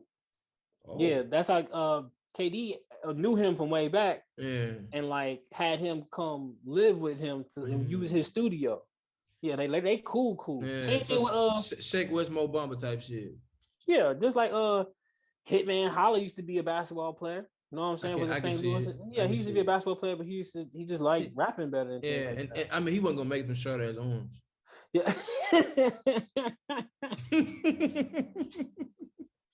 That boy out there. Fool, man. That boy out there like that on D. But yeah, that's all I really got for basketball. But I do want to move into football because there's a lot. You don't think there's a lot, but there is a lot. Because you said we were going to pick division winners. And then they released a couple of games on the schedule for week 1. We're not going to talk schedule though. We'll do schedule next week. Let's wait. Let's get a full schedule. We can do schedule. We do a schedule. It's just week 1 though. Oh, that's fine. Yeah, we do. It's just week 1. It's just week 1. Because I'm a little upset with that schedule. I'm very upset with this schedule. You know what? Let's start with the schedule. Let's start with this. That's NBA. I'm tripping. Let's start with this goddamn schedule. Now, it's not about the who's playing. It's not about what they playing. It's not about when they playing or where. It is why. Why? You know the Joe Budden little Jeff? Why? It's in his ass. That nigga bang be popping out. Why? Why he do that too? Look, he be like, why? What the fuck are you looking at, nigga? He making sure nobody go punch his ass. Bro, the first game they just announced that will be the kickoff. I'm going to say something that's probably going to ruffle your feathers too. But September 9th, to start off the NFL season, it will be the Dallas Cowboys playing at the defending champions Tampa Bay Buccaneers. Now, if you've been listening to our show, you hear that these teams just want to be relevant and somehow the media keeps them relevant, right? If you said that the Houston Texans was number 5 on the list, I'm sure the Dallas Cowboys is top 2. Number one. There you go. After what the Cowboys just went to, they didn't make the playoffs. We don't know what their quarterback looked like. We don't know if their offensive line would it look like. We don't know what their defense is going to be restructured. We know that they drafted some players. Why are they playing the first game of the season?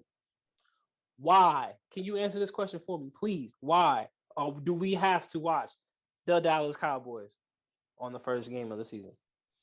Because it's the Cowboys. We hate the Cowboys, so we're going to talk about the Cowboys. Dak is coming back, so it's going to be about how the Cowboys match up with the Super Bowl champs and lose, because they're going to lose.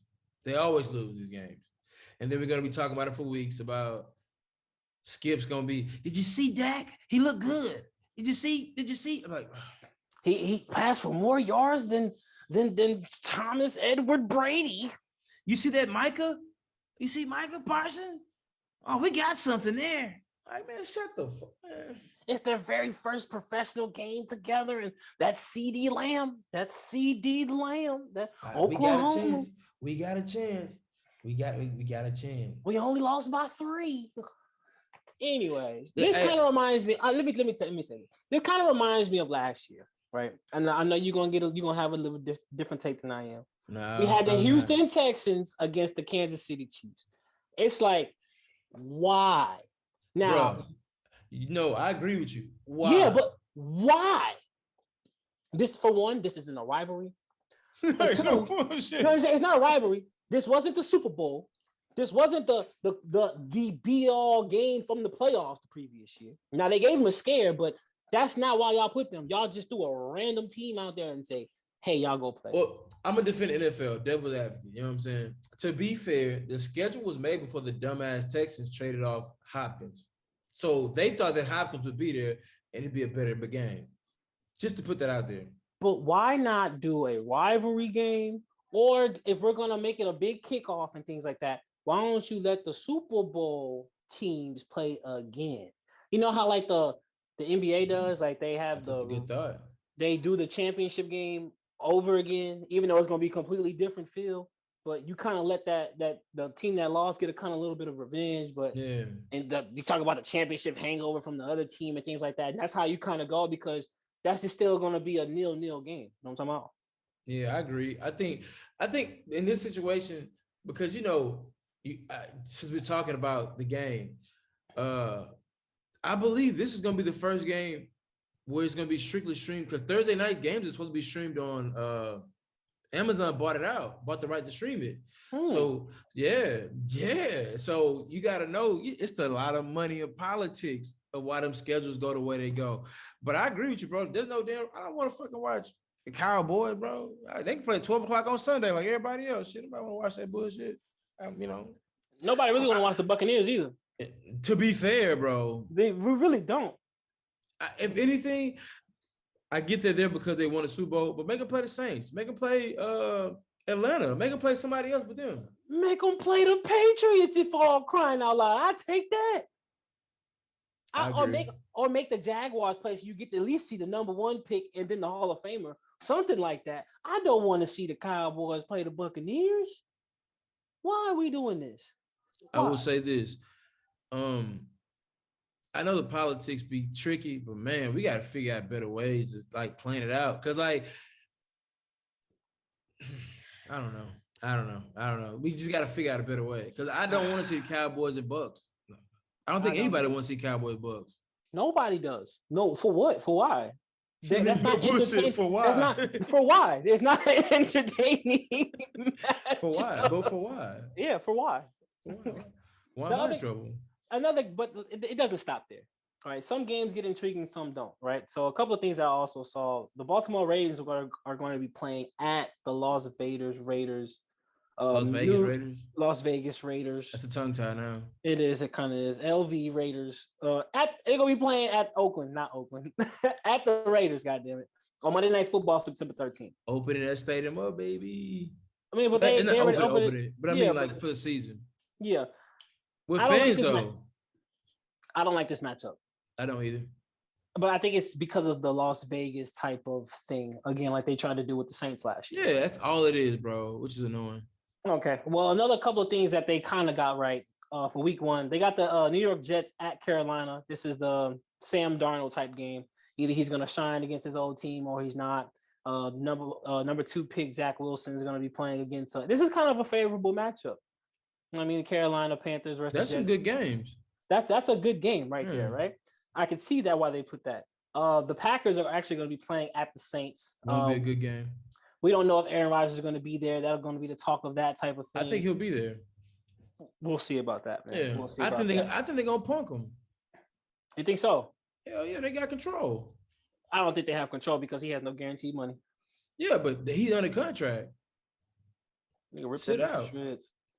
Sit. That's pretty much what's gonna be. Sit your ass down there. Sit. They told watching that, so I tell him the same shit. Why not? But you know how the world works. Oh, that's why I say. That's why he gonna play. You know, so just Sean gonna sit and Rodgers gonna play, huh? You know how that go. I heard some new information on the Watson thing that makes me believe that Watson will be traded soon. I don't want to speak on it till I know better. So next week, if I have more information, I'll speak on that. But I have heard that there's a good chance that Watson will be, I ain't gonna say clear, but his litigation will be over with in the next couple weeks, and he'll be traded. We're gonna see about that. I'm gonna hold you to that one, man. So we're gonna have Watson updates every week from here on out. How about that? That works. You the plug, man. You the plug. Come on. The game that I wish that was actually the opening game for the season is this game right here. The Cleveland Browns are playing at the Kansas City Chiefs. Now, I feel like with this matchup here, I'm championship preview. It could be a championship preview for the AFC. It could be it could be also a tall tale sign about the Browns. Are we going to get the same up and down Browns? Are we going to see the new look Browns where they're going to be consistent? Are we going to see Odell? I'm about to say Odell gonna be there. That's what I'm saying. Like it's gonna be a lot of questions and a lot of answers real soon. Is he gonna be there? Is he gonna be better suited and better fitted in the offense this year? Like, what's gonna happen with this? Are the Chiefs gonna be better? What the offensive line gonna look like? Are they just gonna look like they about to run the table again? I like this matchup. I agree. I like it a lot.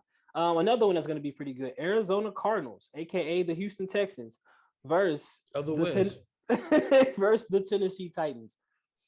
I like this matchup a lot. I do too. It's gonna be really gritty. Somebody has to win, but I like where the Cardinals are doing with their organization. They took a step up. This is gonna be year 3 for Murray. I think that he has to take another step in the right direction. He did take a step in the right direction. I just don't think that the step was big enough. But then again, his legs are small. So how big do you want his steps to be? But if you put Hitman Holla arms on his legs, Hey, you ever seen like the picture of like the little short dude in the pads, like a little bitty midget dude in the pads, the number 1 jersey on? It's gonna be Hitman out there. Hitman, don't send your people after. I'm just joking, bro. It's all jokes. It's all jokes. I promise. I ain't scared of your ass. I can fight her. I ain't scared of your ass. I got long reach. On the other side of the field, on the other side of the field, I think this is also going to be a test for the Titans. Are they going to be consistent? No. Are they going to take a step back now? Because they've been pretty good for the past 2 years. But like in all sports, it's very hard to be consistent and have a winning culture all the time. I know Mike Vrabel's there and all those types of things, and they have an old school running back and things like that. But these running backs, their shelf life is very short, and their primes can be gone like that. I think Derrick Henry got 1 more year. And then I'm still not convinced with Tannehill. So, but for that system, he's perfect though, because he isn't having to really facilitate. He just needs to get the ball in an area and hand that bitch off. Just get the ball in a certain area and hand that bitch off. Like Vrabel, I will say this: the Titans might not win the division, but they're gonna be in contention and they're gonna have more than 10 wins, but just off coaching alone. Coaching and scheme, because their scheme is amazing. Their scheme and coaching is amazing. And the thing is, early in the season, they don't always look great, but they run that motherfucker Derrick Henry to everybody tired. You know what I'm saying? So like, if you go watch them week 1, week 2, they don't never look great. But it's week 10 to now 17 or 18 now. It's gonna be 18. Or when the injuries start piling up, you got the second string, third string, and now he just. I'm always using Game of Thrones quotes, but like this is what it really is, though, bro. It's like that nigga the cavalry. Like you out there, everybody bloody, bludgeoned, beat up. And then here come his motherfucking ass and shit. Here I come, shit, running straight up and down. Who gonna stop me? You know what I'm saying? Am I lying though? Yeah, oh, bitch. You know what I'm saying? And nobody wants to tackle him. Nobody. So it's like he's just an unstoppable machine. You know what I'm saying? But I don't think that they'll look good early. But my game, not to switch on you, to take that game from you. I don't know if you had it on your list, but the Ravens Raiders is going to be the game Sunday night, bro. It's Monday Night Football. I said it earlier. Is it Monday? Monday Night Football. It is Monday night. Baltimore Ravens, Raiders. Sure did. Yeah. But I didn't get to go into it too much. Man, the week got me all over the place. I want to see what Derek Carr look like coming out. Cheers to that one. We got me all over the place. I smoked earlier, and I'm coming. But why down. do you like that? I'm intrigued to hear this. Why do you like that matchup, Ravens Raiders? I want to see, because to me, bro, the Raiders are so close to going over the hump. I want to see their draft picks are going to actually help them out and move them forward. And then I want to say the development of Lamar, because the Raiders have a pretty good defense. So he's not going to be able to just run the ball on them all day. He's going to throw that thing. And I need to see at some point, I need to see like him have a game consistently, like more than just one, where he can go out there and throw for 300-400 yards, 20-25 attempts, more than 25, like a complete 20-25 passes, and just get it down the field. Like, I don't need him to come out there and always run for 200 yards and throw for 150. Just me. And like, I want to see with the receiver they drafted in, is they gonna actually use him? Yeah. So I just got a lot of ifs on that game, and I feel like both teams are like on the cusp of like really. I mean, the Ravens are always right there, but the Raiders are on the cusp, bro. I think they're a lot better than they get credit for, and I think Derek Carr is either going to be make or break a year for him. Either he becomes that guy this year, or they're going to get rid of him. Yeah, it's time to move on. You know what I mean? He's in a Giannis year as well. I think when you break it down like that, I can agree with you then, because the Raiders actually hang tough with teams and they beat good teams. Yeah, they beat a couple teams. They beat the Saints last year. I think they beat the Packers last year. They're well coached, and they of course, and they beat the Chiefs last year. So when you put them, those are three highly touted teams last year. You know what I'm saying? So I get that for sure. I just don't know if they have enough. I like Ruggs over there. I like the I like Ruggs. What's that? Darren Waller. Love his game. I love Waller too. Oh, love his game. That's what I'm saying. It's there. It's there. I give you that. But they're just in the wrong fucking division. They're in the wrong damn division. But they were the only ones to beat the Chiefs last year regular season. So and they beat them in Kansas City. That means something to me anyway. Still, that means something. I think with Lamar Jackson is that he has to realize, and I know all his fans have to realize, they always like, why are y'all always dumbing down on him and coming down on him and being harsh on him? With all greatness, we want to see what's next. Yeah. And then that's what we're saying. Like, we just want to see what's next. I think Kyler Murray is great, but I still want to see what's next. He throw the ball 50 times a game. Sometimes I need him to throw that bit 10 less times. But with Lamar, it's the opposite. I want to see him throw the ball 10 more times. I just want to see him be complete. You know what I'm saying? Just like with basketball, with Jason Tatum, I know you can score, but can you facilitate the ball? Yeah. Can you do more for your team? Yeah. Yeah, I want to see you do more. Now, that's what we're saying. Like with Tannehill, I wanted to say. He reminds me of Kirk Cousins. People are going to figure you out after a while. That's what I'm doubting for real. That's what he reminds me of. You're going to have a good hot 2 years. They might throw that money at you. But then after that, they're going to figure out like, oh, he can't really throw the goal route like that if you sit the safety on top. Because he don't know how to throw you off with his hip. Yeah. Like that could throw you off and then boom. You know what I'm saying? Because Henry not going to last forever. You're right, bro.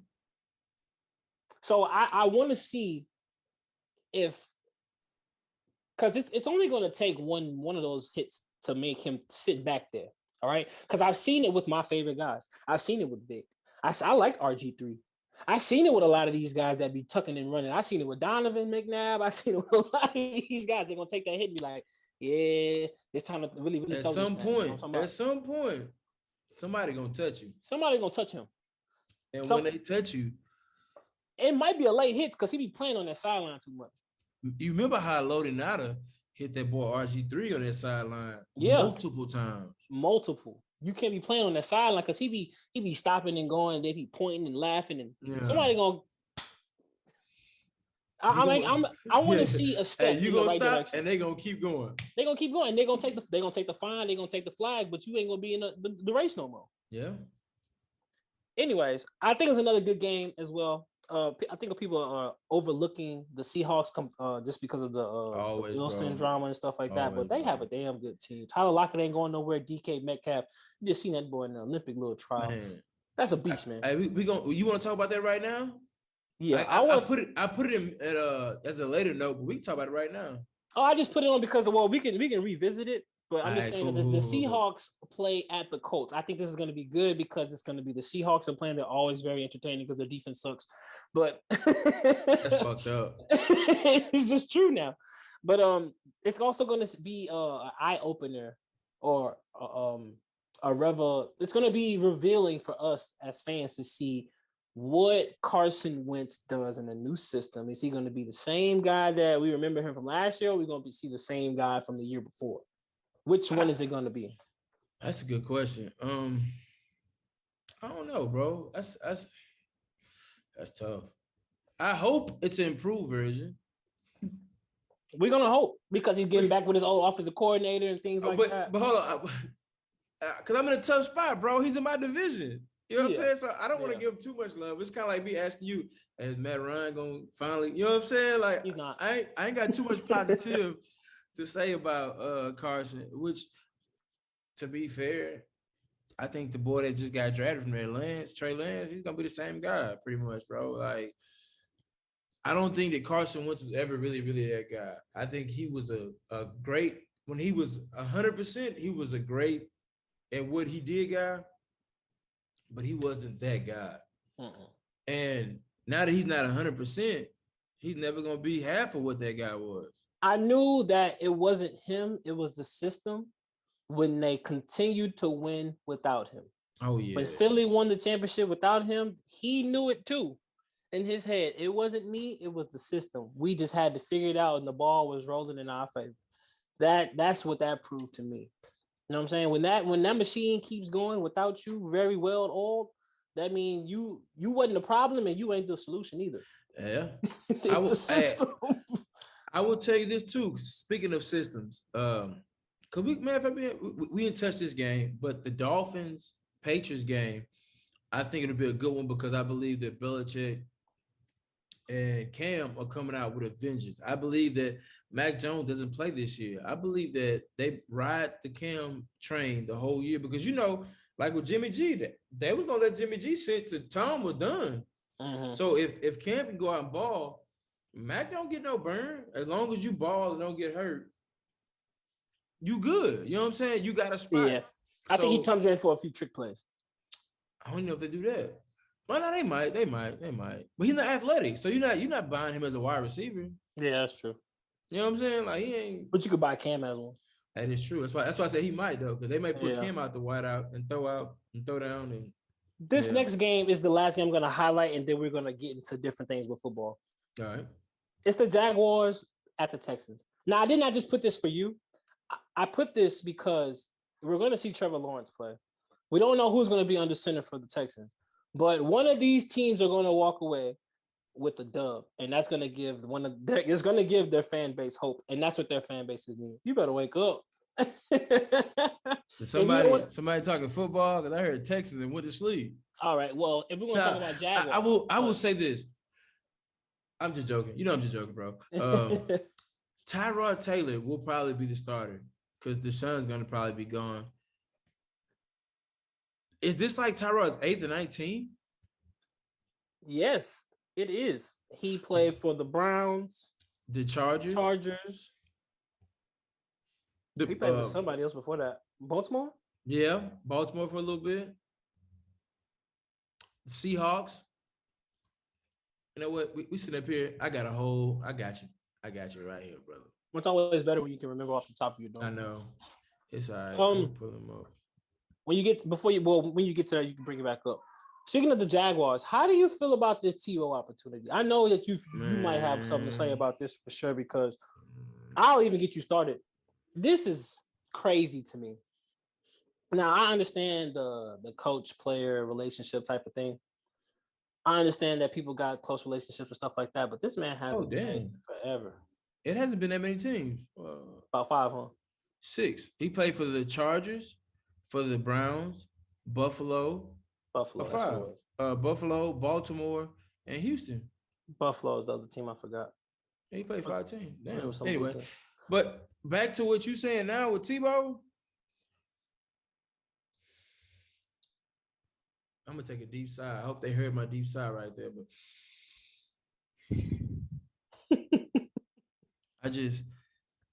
white privilege is real, man. That's the best way I can put it, man. And shouts out to Tebow for getting the opportunity, but it's a kid somewhere that ain't getting an opportunity to a guy that ain't never played tight end. The last time he got a pass thrown to him in the NFL, he got hit in the top of the head by it. It's like he get more chances than Josh Gordon. Mm-hmm. That's the only black man I know get a lot of chances. And the only reason why Josh Gordon get all these opportunities because he's actually talented. Right. He actually brings something that people still want to pay to see. It's just crazy because Tebow is getting an opportunity at a position he's never played. It's not like it's not like he's even coming in to play quarterback and be a quarterback's coach. If he was coming in to be a quarterback's coach, I'd be like, yo, okay, he's not good at quarterback, but he understands the system. That's what he's going to teach him, right? Or how to teach him none of that, bro. You don't deserve no opportunity, bro. He should not make the roster, but he probably will make the roster.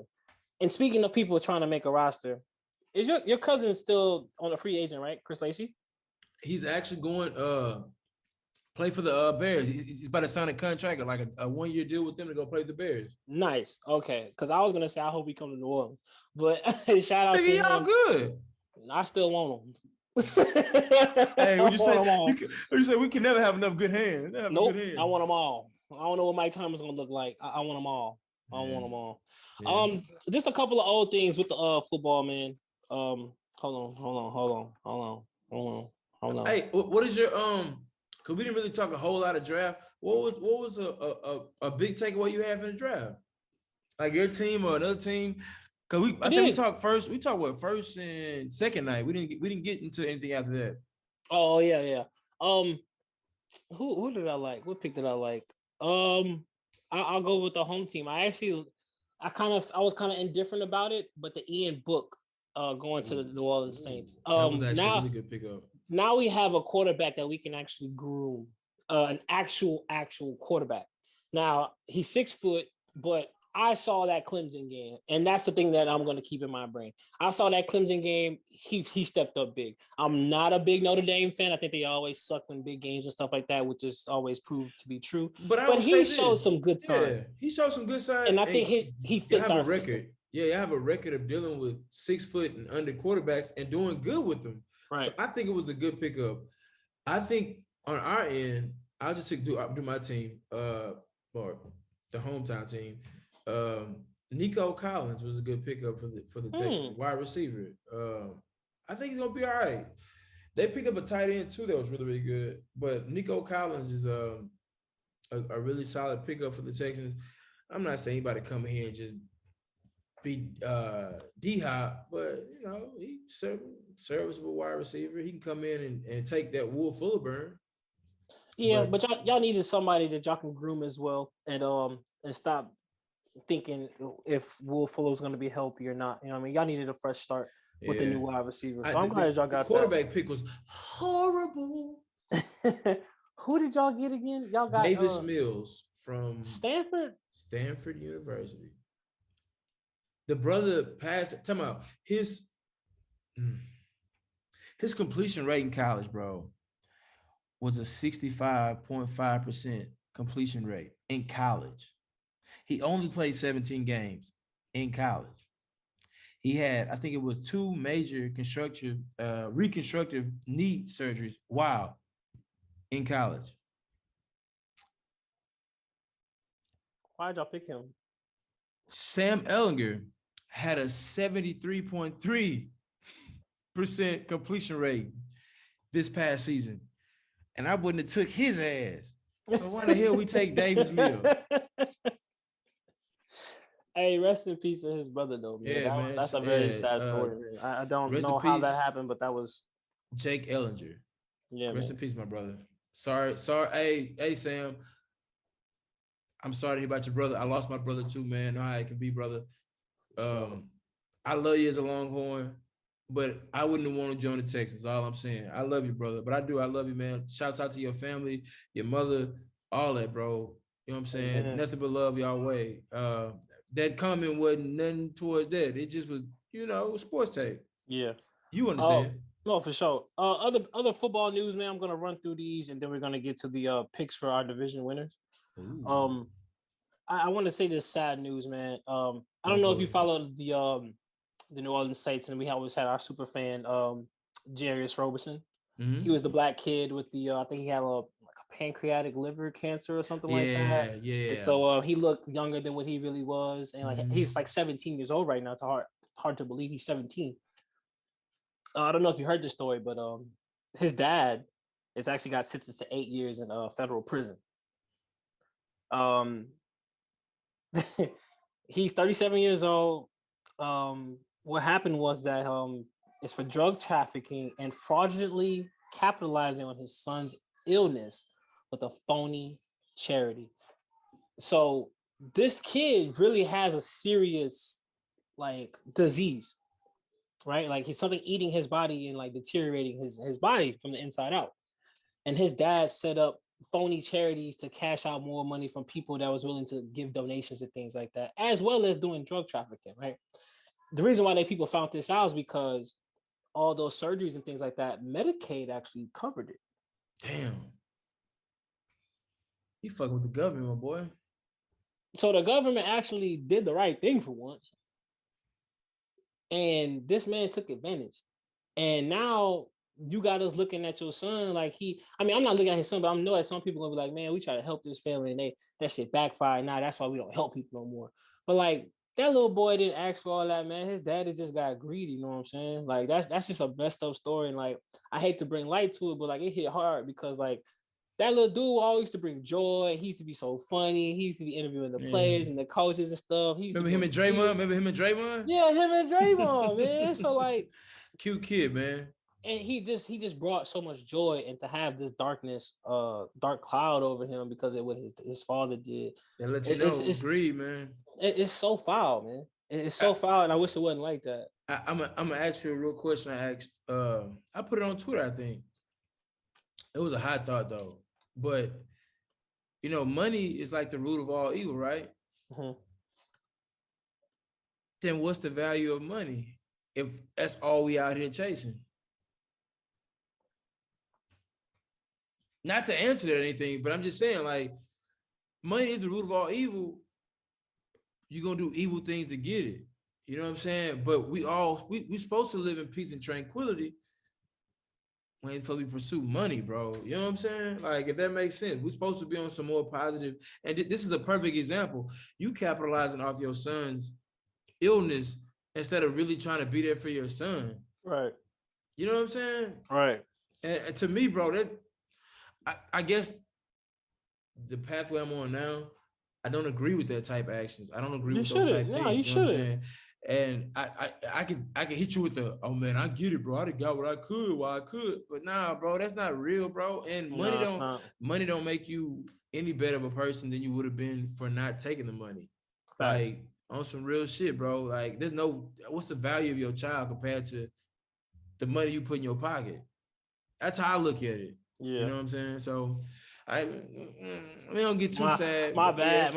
I mean, it's just some news that I saw that I hate to hear that though, man. It's tough. Man, it hurt because I know my mama loved that little dude. So like, I knew I had to bring that up because like my mama would have been like, man, you see this nigga shit, fucking nigga shit, bro. Hey, but Mac, you not lying though. Yeah, that's it's just super fucking nigga shit. Like, man. but then we do things like that. When we get in the media, I'm gonna talk. We're gonna talk shit like this. We gotta come back to this. We'll keep it NFL for a little bit. I'm just gonna run through some things real quick before we get to the divisions. The Lions signed Frank Ragnow, highest paid center in the league now, 4-year, $54 million. Looks like the Lions are actually investing in their team, so they must believe that they got something if they're gonna do that. that division is going to be wide open. So it's pretty cool to see them do that. I think the Bears will win it with Justin Fields. Let me stop. All right. So, and then also the Dolphins released their team captain, Bobby McCain. Yeah, I saw that. That's a tough thing, man. Just to let you guys know, even if you are a star in your role and they put you at a higher position, you can be replaced. Like I tell you all the time, look out for self. Mm-hmm. Lions also released Kerryon Johnson. Who just picked him up? Oh, I just saw that too. Hold on, I'm gonna go look. I just saw that, bro. I forgot. But yeah, they released him, which is kind of I feel like it was that time though, because they drafted him. He didn't really live up to his potential over there, but he was a damn good college football player. I think he went to Auburn, didn't he? Yep. Damn good football player. But I hope that he can find his footing and wherever he's getting his fresh start at. Eagles, there you go. I like what the Eagles are building. They're trying to build a lot of athleticism, and I'm interested to see how they're going to play. Looks like they're going to play vertical, man. They're going to play vertical. I think they're going to play vertical, and I think Jalen Hurts can really do some damage, man. I like it. The Bucks. Really, speaking of white privilege, the Bucks signed Gabbert again. Blaine Gabbert to a 1-year, $2.5 million deal to pretty much not play football. I don't even know what to say about this, man. It's just I don't understand. Like, he's not even good. He didn't do anything to help you win. How does he just get this money? Right. All right. How you get so mad you gotta say me? Yeah. A guy that I'm very surprised is still a free agent, and then I'm hoping that he comes to the Saints as well. Richard Sherman. Hope he come to Texas too. He's a very good. I thought y'all had what's his name? No, y'all just let go one of y'all corners, didn't y'all? We let go of Jenkins. Yeah, I'm about to say y'all had two decent corners. Y'all still got Lattimore. Right? We had one. Yeah, we got Lattimore. We got to pay him. Lattimore only show up like 4 times a year, though, bro. Hey man, he's just bad. For one pass interference that's gonna be called. That one pass interference coming, bro. Every game, bro. So we need him to be all over the field. We need Richard Sherman to lock down one side. That's all we need. But it's gonna be interesting to see where he goes. Do y'all play a lot of man though, or cover too? Shit. Oh, got the weed coming up with that. Yeah. Smoke is gone. Hold up. Woo. Yeah, let it out, huh? Woo. Let it out right now. I'm here with you. Ooh, some cartridges. We got cartridges be getting a nigga, boy. Anyways, what do you say? Do we play a lot of man or? Yeah, do y'all play man or do y'all play a lot of like both zone? Because most of the time we play man though. But see, Rich is more of a zone guy though. Just food for thought. Because we chase niggas around because our strength is our defensive line. Yeah, y'all D-line tough. That's our strength. So we gonna apply pressure and then you be like, hey man, y'all just hold it down out there. Didn't y'all draft a D tackle? We got defensive end. Yeah, what I thought. So you got the guy from U of H, yeah. Y'all we got Davenport already though, but we don't believe in Davenport. But anyways, I want to go into this division winner, man, because the NFL is going to start. It's going to be here before you know it. It's going to be like 5 months away. I think it's 5 months away, something like that. Right? Yep. Something like that. So I really want to just run through it real quick. I got 5 months in a day to be exact. There we go. Ooh, look at that. Or 4 months in a day. Because we're already in 5. It's in 9. So they got 4 divisions. They got 8 divisions: South, East, Northwest, AFC, and NFC. I actually picked the first and the second place. So we might have our 1, 2, 2, 1s and things like that. Of course, I want to start with the South because that's all that matters to us. I'll start with the NFC, of course. I know you want to start with the AFC, but you get mad every time we talk about the Texans. I actually got the Saints winning it again. I got the Saints coming in first, and I got the Bucks coming in second. All right. On my end, I got the Bucks coming in first. I got Saints coming in second. All right. With the AFC, I got the Titans coming in first, and I got the Colts coming in second. Agreed. AFC East, I got Buffalo coming in first, and I got Miami coming in second. I got Buffalo coming in first. I got Patriots in second. Ooh, I like that. You don't believe in Miami? Not yet. Not yet. So we're gonna revisit this at week 8. All right, it's cool. And see, well, because I keep my notepad. This is a way too early though. So let's just way too early. Of course, like the way too early mock draft, way too early top 25 touch. Oh, for sure. The NFC East, the NFC least. Bless you. Conference. Sorry, my manners, bro. In the NFC East, I have Washington coming in first, Philly coming in second. Ooh. You disrespectful, ain't you? Very disrespectful. Damn, I got I hate to take them, but if Dak stay healthy, I got Cowboys first. You are not about to say the Giants. Nah, I got Washington second. I was hard between Washington and the Philly. I didn't know who I would take. You did the Cowboys, but they only one they got a quarterback I halfway believe in. I don't believe in any of those other quarterbacks. My thing with the Cowboys is that Dak, CD, Zeke, Cooper, Gallup, all of them, they can't play defense. This is not basketball. You know what I'm saying? They can only play one side of the ball. I don't know who on the other side. I think 8 games win their division though. So 8 and 9? 8 and 9. 8 and 9 to get you in. They're like the Eastern Conference in basketball. Pretty much. Pretty much. Nobody's. All right, AFC North. I got Pittsburgh first, Cleveland second. Cleveland first, Ravens second. Okay, so they're gonna ground and pound again. Yes. NFC North. I got Green Bay first, regardless. Get out of here, bro. And then I hate to say this because I hate this man so much. And I got the Kirk Cousins-led Vikings coming in second. I'm about to fuck it up now. I got the Bears winning the NFC North. And I got Kirk Cousins in second place. Man. I don't think Aaron finishes the season in Green Bay, but I think they're gonna make him play there for a little bit. I think they're gonna make him stay there a few weeks. If you see that boy on the field, you can't trade that man. That's a bad man. I agree. In the AFC West, I got the Chiefs first. I got the Chargers second. Ooh. Woo. All right. So I'm of course, I agree with Chiefs. My second place team is going to be a team I'm going to be rooting for this year because I'm not really fucking with the Texans. The Raiders. I got Raiders in 2. Man, we got to go to Vegas then. We're going to put some money on these guys. We got to, bro. We got to. You got the plug still. Let's go out there. No. I still got the plug. Man, let's go. The plug is still real. Plug still real. We got to do NFC North though. I mean NFC West. My bad. NFC West, aka the best division in football. Yeah, it is. Hot take right now. I got all 4 teams making the playoffs. Ooh.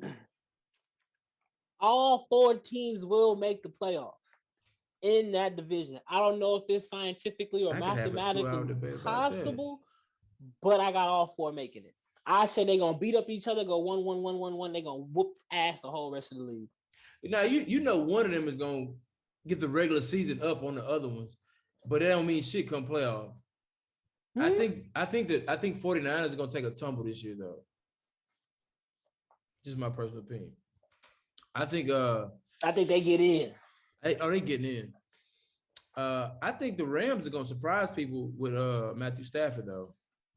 That boy is a beast. There's not a surprise. If people watch football, they know that boy is a beast. But you know the common fan ain't really watching, bro. Why they don't watch? Well, you watch it because you watch Detroit because of your cousin. Yeah. That boy he's a Texas boy though. That boy can throw the football, man. He just only never had no help. Politics, man. Bro. Anyways, my first, I got this team is who I'm riding with. I've been riding with it for 2 years straight now. This gonna come to fruition one of these years. Mo Cardinals. I got the Cardinals coming in first. Mo Cardinals. They got James Conner over there, man. They got D-Hop. They got J.J. Watt. They got AJ Green. They got it, bro. They got a squad. Now they still got Roberts in the slot. Bro, they got Christian Kirk over there still, bro. Yeah, they tough. So I got them first. And I got the Rams second. The Rams? Ooh. I can't argue that though. But the taking it. Seahawks I'm taking the Seahawks won Cardinals. it last year. I'm taking the Cardinals. Yeah. You heard it here first. I'm taking the Cardinals. The I Texans of the made you a West. believer. Oh yeah, The that's what it Texans of the is. West. That's the Texans of the West. So that's your old school. I see what you doing. That's your NFC team, huh? Yeah, and then my 2 is gonna probably be San Francisco. I think that this will make it a breaking type year for us too, though. Hold on. You said the 49ers gonna stumble. Now you gonna pick them second. Yeah, because I don't believe the Rams enough yet. Well, I don't believe the Rams. I just don't. Well, no, I take it back. I take that back. You're right. I take Cardinals, and then my second team is gonna be the Rams. Okay. I take the second team. So Seahawks are gonna plummet. Yeah, I think Seahawks missed the playoff this year. I think that it's a tough. I want to talk about this division because I really like this division. Very competitive, very competitive, and I like the AFC West as well with the Chiefs, Chargers, Raiders, and Broncos. Curious to see what the Broncos do, but we'll talk about that another day. This is why I like this division. Arizona, now they have offense and defense. Rams, offense and defense. San Francisco, you can debate that they got offense, but they're mainly defense. Rams is definitely mainly defense. Cardinals is definitely mainly defense. Agreed. And then when you get to who's my other team? Seahawks, strictly offense. Agreed. Strictly offense. Yet somehow they won a division last year. So it's going to be interesting to see how this plays because I think the way that division plays out is injuries.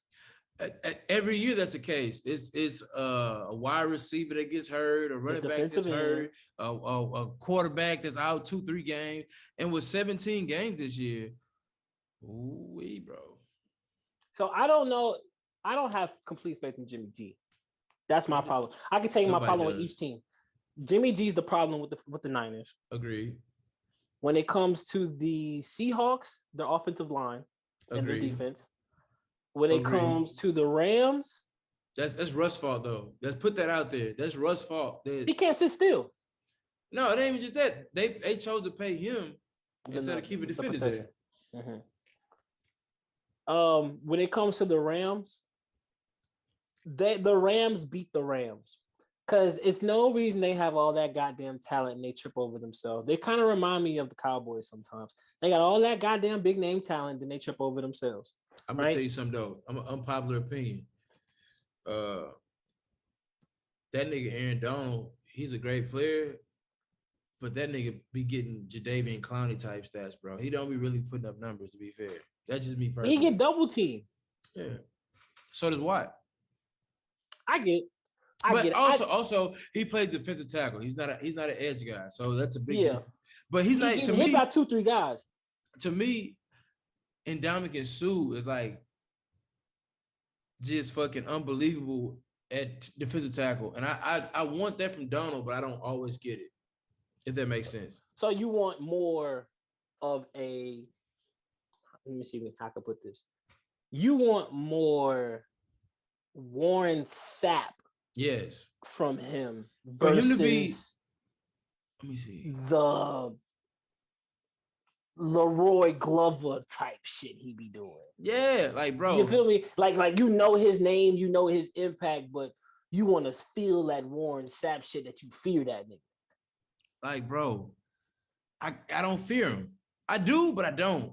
But it's like I'm looking at his numbers, bro. His best sack number was when Ndamukong Suh was there with him. He had 20.5 that year.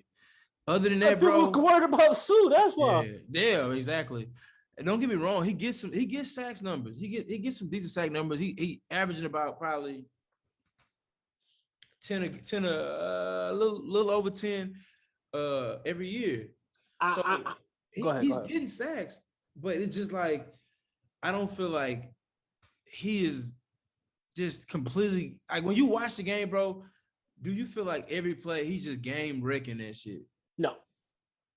And that's my only thing. I will say this though, with the greats, like of course, like when Texas was popping, when you watch JJ, every single game he's doing something. Yeah. Right.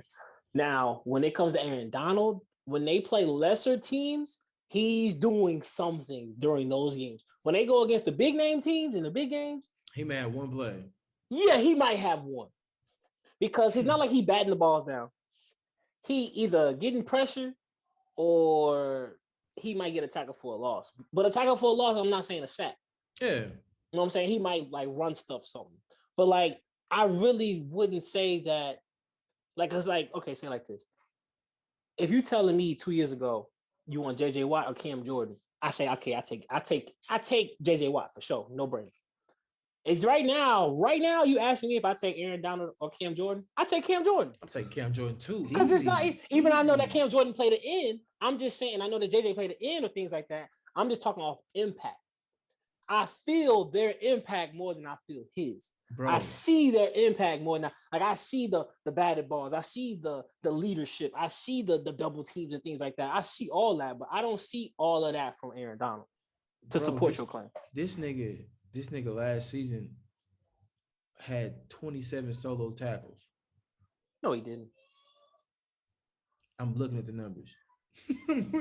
he only had 45 combined tackles. And he definitely James Harden in the playoffs. Oh, he definitely James Harden in the playoffs. Bro, this guy is a 3-time Defensive Player of the Year, AP Defensive Player of the Year. He's a 2014 AP Defensive Rookie of the Year.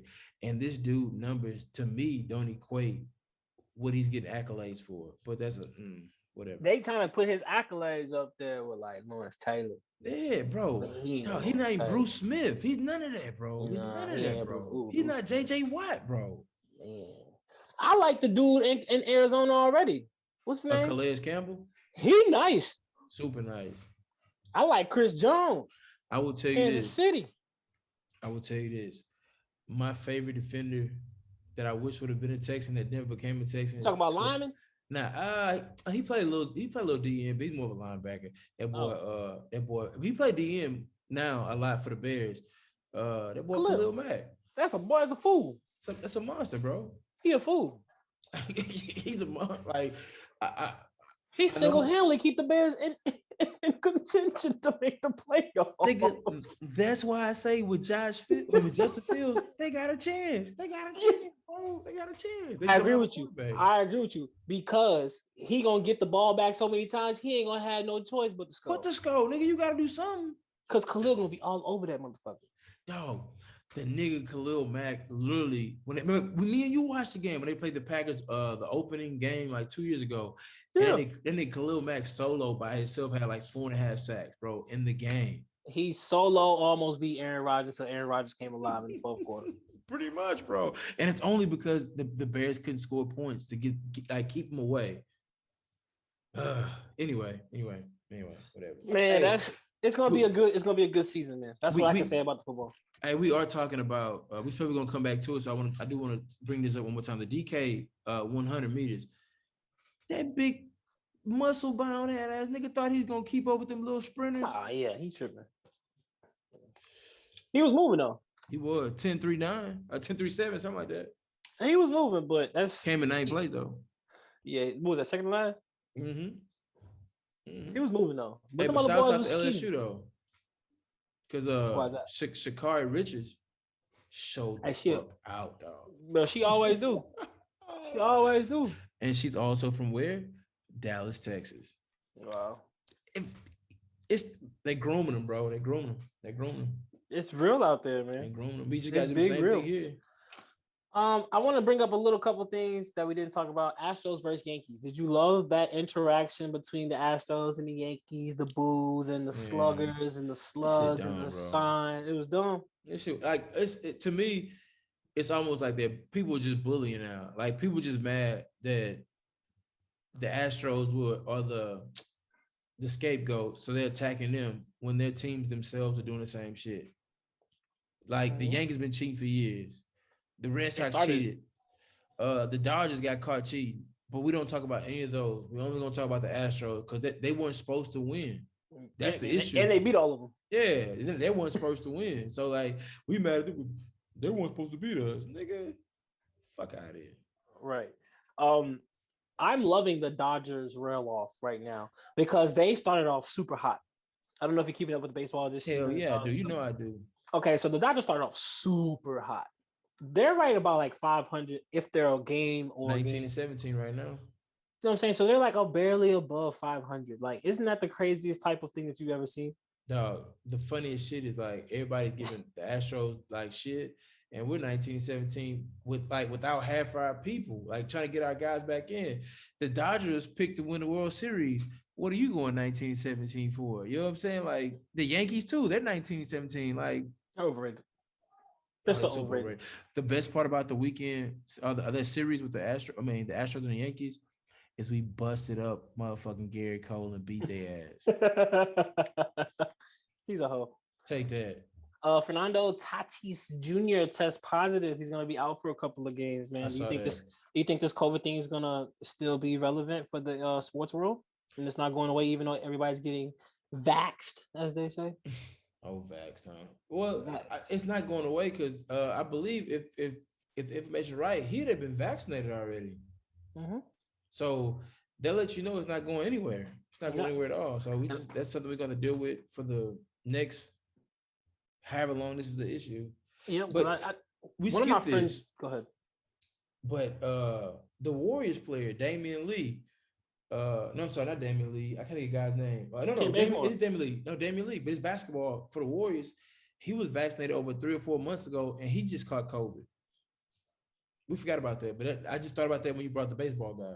That's crazy, man. Actually, one of my friends, she would just hit me the other day or today. She was just like, "Man, I'm feeling completely underneath the weather, blah blah blah," and she just got vaccinated like a month ago. That's crazy, bro. And she was like, "I need to go get tested again, but I'm scared to find out the results." Blah blah blah. I'm just like, man, I ain't gonna lie. I tell the people right now, I haven't got vaccinated because I'm still trying to see what's going on. Yeah, I'm not gonna be one of you go get the first PlayStation people and then be mad about all the bugs you got in your PlayStation. I'm gonna wait and see what's gonna happen because how do you trust? Say it again. I like that one. I'm still that one too. Say it again.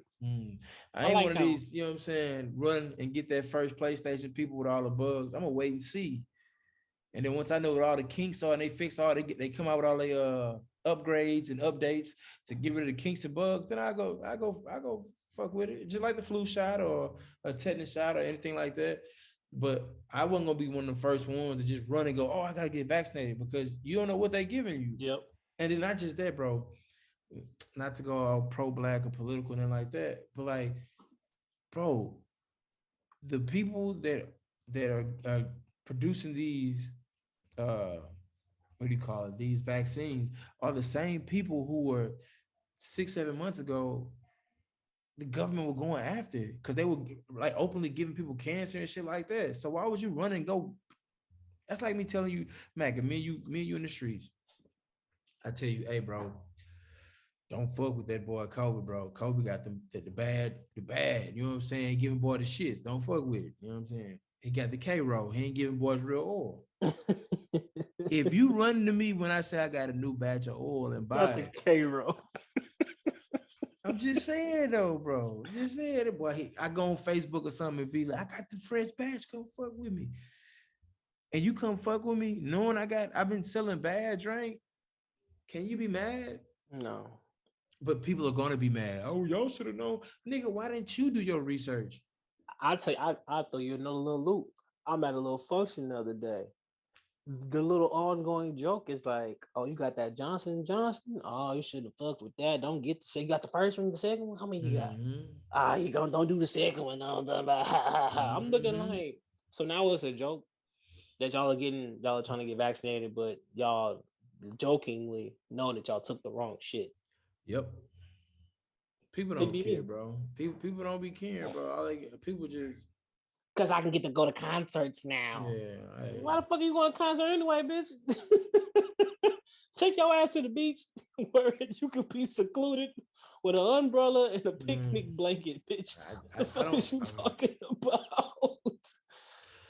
People stupid, man. I'm trying to tell you, people stupid, boy. It's tragic because the misinformation just leads to fucking misplaced trust that you should have never had in the first place.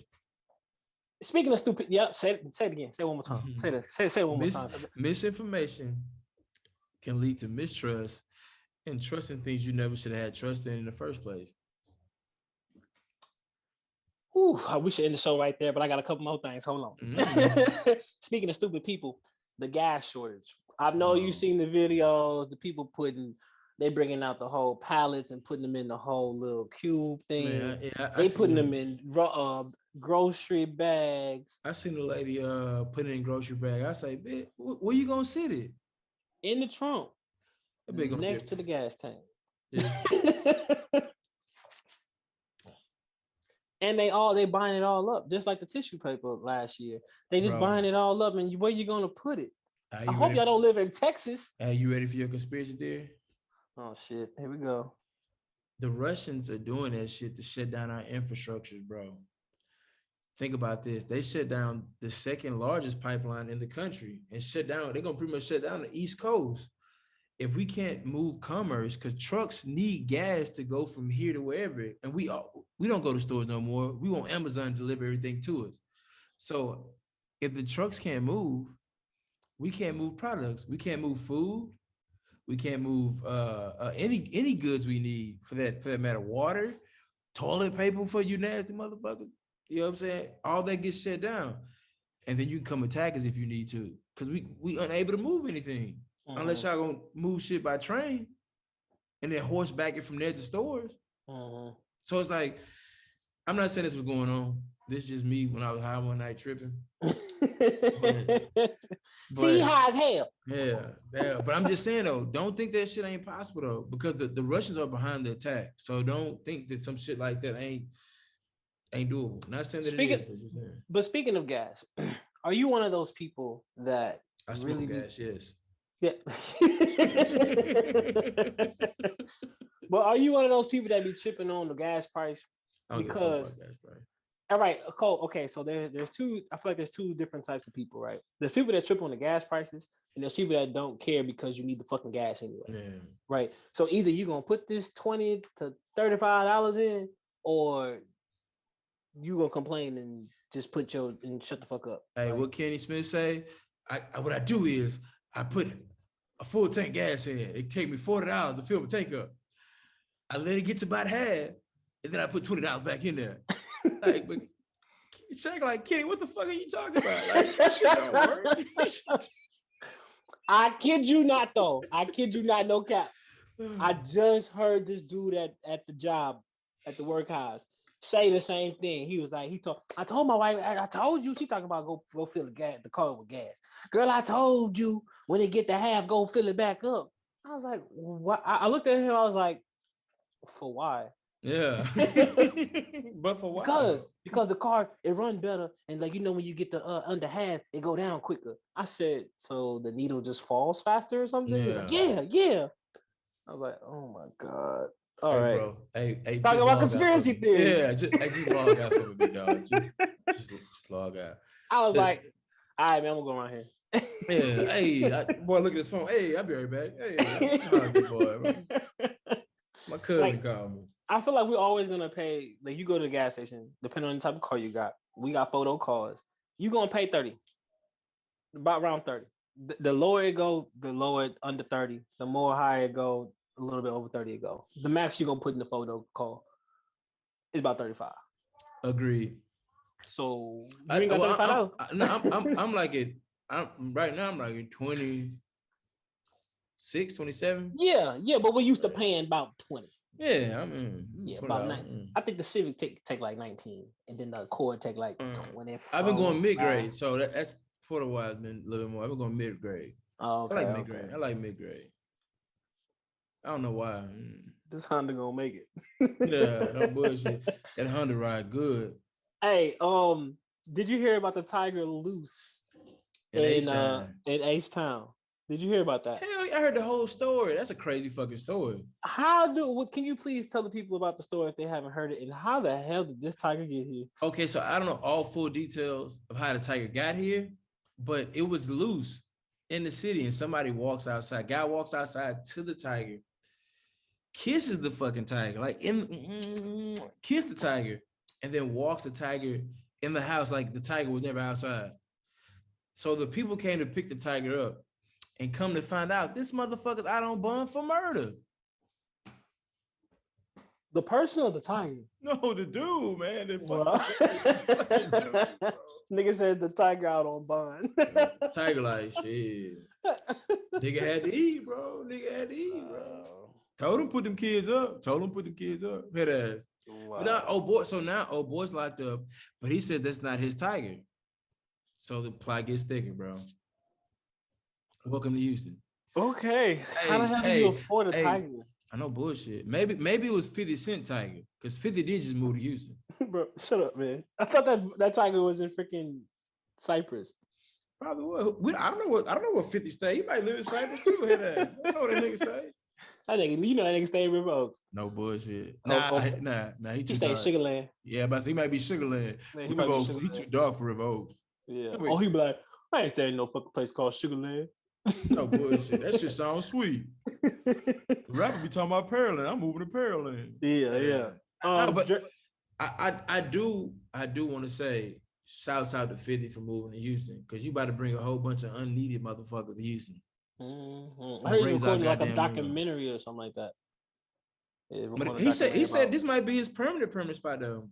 I mean, he gonna see this. It's live out here. They say it's a lot of I was talking to the Brody. Shouts out to Big Bro Swedes, you know what I'm saying? I don't call many people Big Bro, but that's Big Bro. That's my nigga. He was like, what it is it's so much the permitting and things of that nature to record out here is a lot easier, a lot more wide open. So you can shoot movies in different areas without a permit or paying for all those permits. Whereas you have to go to New York, it's gonna cost your arm and leg to shoot right here. It's gonna cost, you can shoot downtown anywhere and it's downtown. You know what I'm saying? But he can come here and get it a lot cheaper, get it done for a lot cheaper. That's good then. That's a good business move. He's always trying to make good business moves. Yeah. I want to say shout out to Drake being named Artist of the Decade by Billboard. He's been killing the charts, running it up. And he's finally getting his flowers on that as well. Not that he needs any more flowers, but you know how that go. I do want to ask you a question, man. What is the best thing you ate since the last time we were on the show? Pussy. Nah, I'm playing. I eat ass, so somebody. I got a funny joke about that. Somebody say, "Do you eat ass?" And then the nigga said, "I thought this is what the little line in the pussy was for. Like that's what it was cut in half, so I could eat top and bottom." I said, "Wow, bro." I gotta send you that video, bro. And so I thought it's why they cut it in half, so I could eat the top and the bottom. I was like, that is disgusting. Yeah, man, he was so serious. I mean, he was dead ass. Wow. Dead ass. I eat ass. Oh, now you should have the I eat ass face. If you need some time, I'll tell you the best thing I ate, bro. I know. My best thing I ate recently was Papa's Burgers. Oh wow, you ate a burger for there? Hell yeah. That shit was like $12.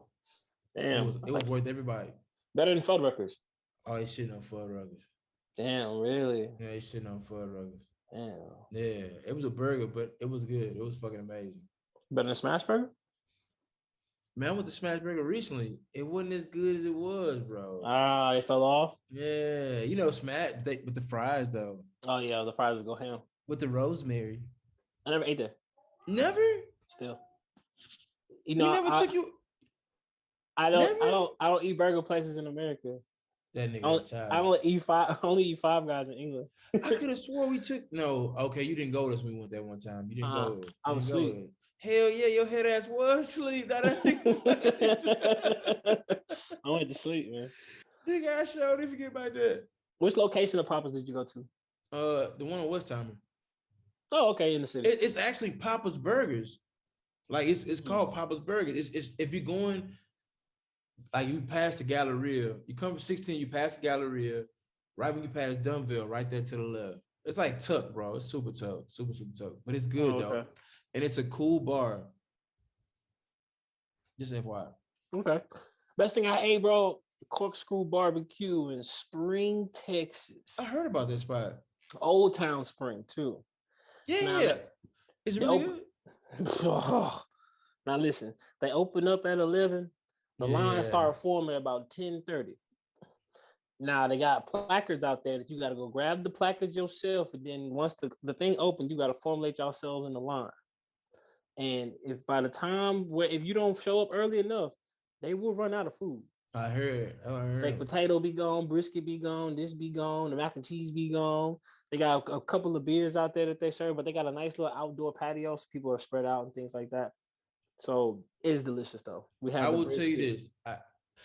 I haven't been there, but you just put it on my bucket list. Where is it in Old Town Spring? So you know how you go down, hit the V, the Y, I mean. You know how it's like 2920, what is it? 2920 Spring Cypress. All those goddamn streets come into one. Mm-hmm. So that's on that side. Once you cross over, it's only 2920. Yeah. No, it's only whatever it is. But you know how Splash Time. Yeah. And the Academy gonna be on your right. Mm-hmm. And then Jackson gonna be on your left. Mm-hmm. Keep on going. Keep on going down to Old Town Spring. You get to Old Town Spring, it's gonna see a sign on the corner. They're gonna say Corkscrew Barbecue to the left. It's like the second street on your left. Oh shit. Take that left. I done passed by that a million times. Yep, it's by the train tracks and all that stuff, man. Oh shit. I'm gonna try that. It's delicious. You brought up that, but it made me think about this. I went there before, like a while back. But remember, I went to Austin. When I went to Austin, I went to a spot called Terry Black's Barbecue. Yeah, pretty good spot, man. Pretty good spot. Texas barbecue is top notch, people. If you haven't had it, man, you gotta have it. 2 or 3. I gotta update this music selection. I'm gonna do that today, and then I'm gonna post it on our Twitter. I got a couple things. Actually, I had a few things actually. Cool. It's mostly music. So Khaled dropped a new album. Mm-hmm. Have you listened to the album? Yes, sir, I have. What'd you think about the album? It's a Khaled album. Yeah, it's old. It's old. You called it. I did, bro. Because he has a formula now. He has to change the formula. It's not working no more. Not on number one. Yeah, but on rap charts, not on like the Billboard. He on rap charts. That ain't the same. That ain't Drake level. Drake be number one on Billboards. He ain't just rap number one. That nigga be Billboard number one. What I will say about that album, I think that the 2 Drake songs were the best songs on the album because they didn't sound like forced songs. They sounded like actual songs, like actual well put together. With who? Wayne and Jeremiah. That was a cool song. I also like the Bryson song. The Bryson song was cool. I think which one? I think I like the Bryson song. Bryson, and then the Lil Baby and Lil Durk jam. I like that little song. But other than that, even those songs sound like songs I've heard before. I Can Have It, and I like Sorry Not Sorry. Like, yeah, that's okay song. That's another okay song to me. Okay, I'm gonna say Jay could have went harder. Yeah, he said the same thing all the time now, bro. Yeah, he's gonna tell you his name. He's gonna tell you about his wife and how fine his wife is, better than your wife. He's gonna tell you how rich he is and how much more richer he is than you are. He's gonna let you know he's from Marcy or something, from New York, and how he had a struggle. And then he's gonna probably name drop some bullshit in there somewhere. But every song is the same formula, bro. It's easy to freestyle when I keep freestyling the same shit. Mm-hmm. But that's just me, man. That's just me. The reggae joint was all right too, but I'm over it. Yeah. He only sold 92,000. Just to put that out there. Ooh, selling under 150. You niggas gotta be kidding. Ever since he told that bar to Chris Brown, Drake said that shit. Selling under 150. You niggas got to be kidding. I laugh though because that nigga Drake be shooting slugs, and people think he just be rapping. Like he just be talking like, oh, he just talking to everybody. No. Oh, you know what it is? We both so petty. We catch on to all the petty shit. I love it too. He be saying stuff to be like he everybody think he talking to one person, but he also shooting like, well, if the shoe fits, wear it too. I like that shit. I like that. I love it. Have you heard the new Cole interlude? I heard a little bit, but I wasn't really listening. Yeah, I ain't really heard it. Like like when I say heard it, like really take it in and really like, oh, that boy is okay, the story, But I'm going too soon. I will soon. Probably today. I'll listen to it. What I will say is that I love the fact that he's calling it the off season, because the way I fell in love with Cole, because so I got like a love hate relationship with Cole, right? So I love the Friday Night Lights Cole, the warm up, the come up, that type of Cole. You know what I'm saying? So one of my songs, I'm gonna tell you a couple of songs, or one of the songs off of, I think it's Friday Night Lights. Or that's the Cole I like. But like once he got into like I like his first album, like the Sideline Story. Yeah. Pretty much when he references like basketball, I fuck with it. But once he started going to like, I fuck with Born Center, but like I like Born Center. Forest Hill Drive was okay. I love Forest Hill Drive. Yeah, it was okay. I like 03 Adolescents and stuff like that, Tale of Two Cities. But like the whole album was a lesson, to be fair. For Your Eyes Only. That's a dope album. You gotta listen to it again. Like really listen to it. KOD is cool because KOD is like an extension of For Your Eyes Only to me. Neighbors is some shit though off of For Your Eyes Only. Neighbors. Oh. But like sometimes to me it just feel like Colby missing, or he goes. He goes too deep, bro. He goes too deep. He may go too deep. I'll give you that. He may go too deep. He goes too deep. Yeah. He go Kendrick Lamar deep. That's why we love him though.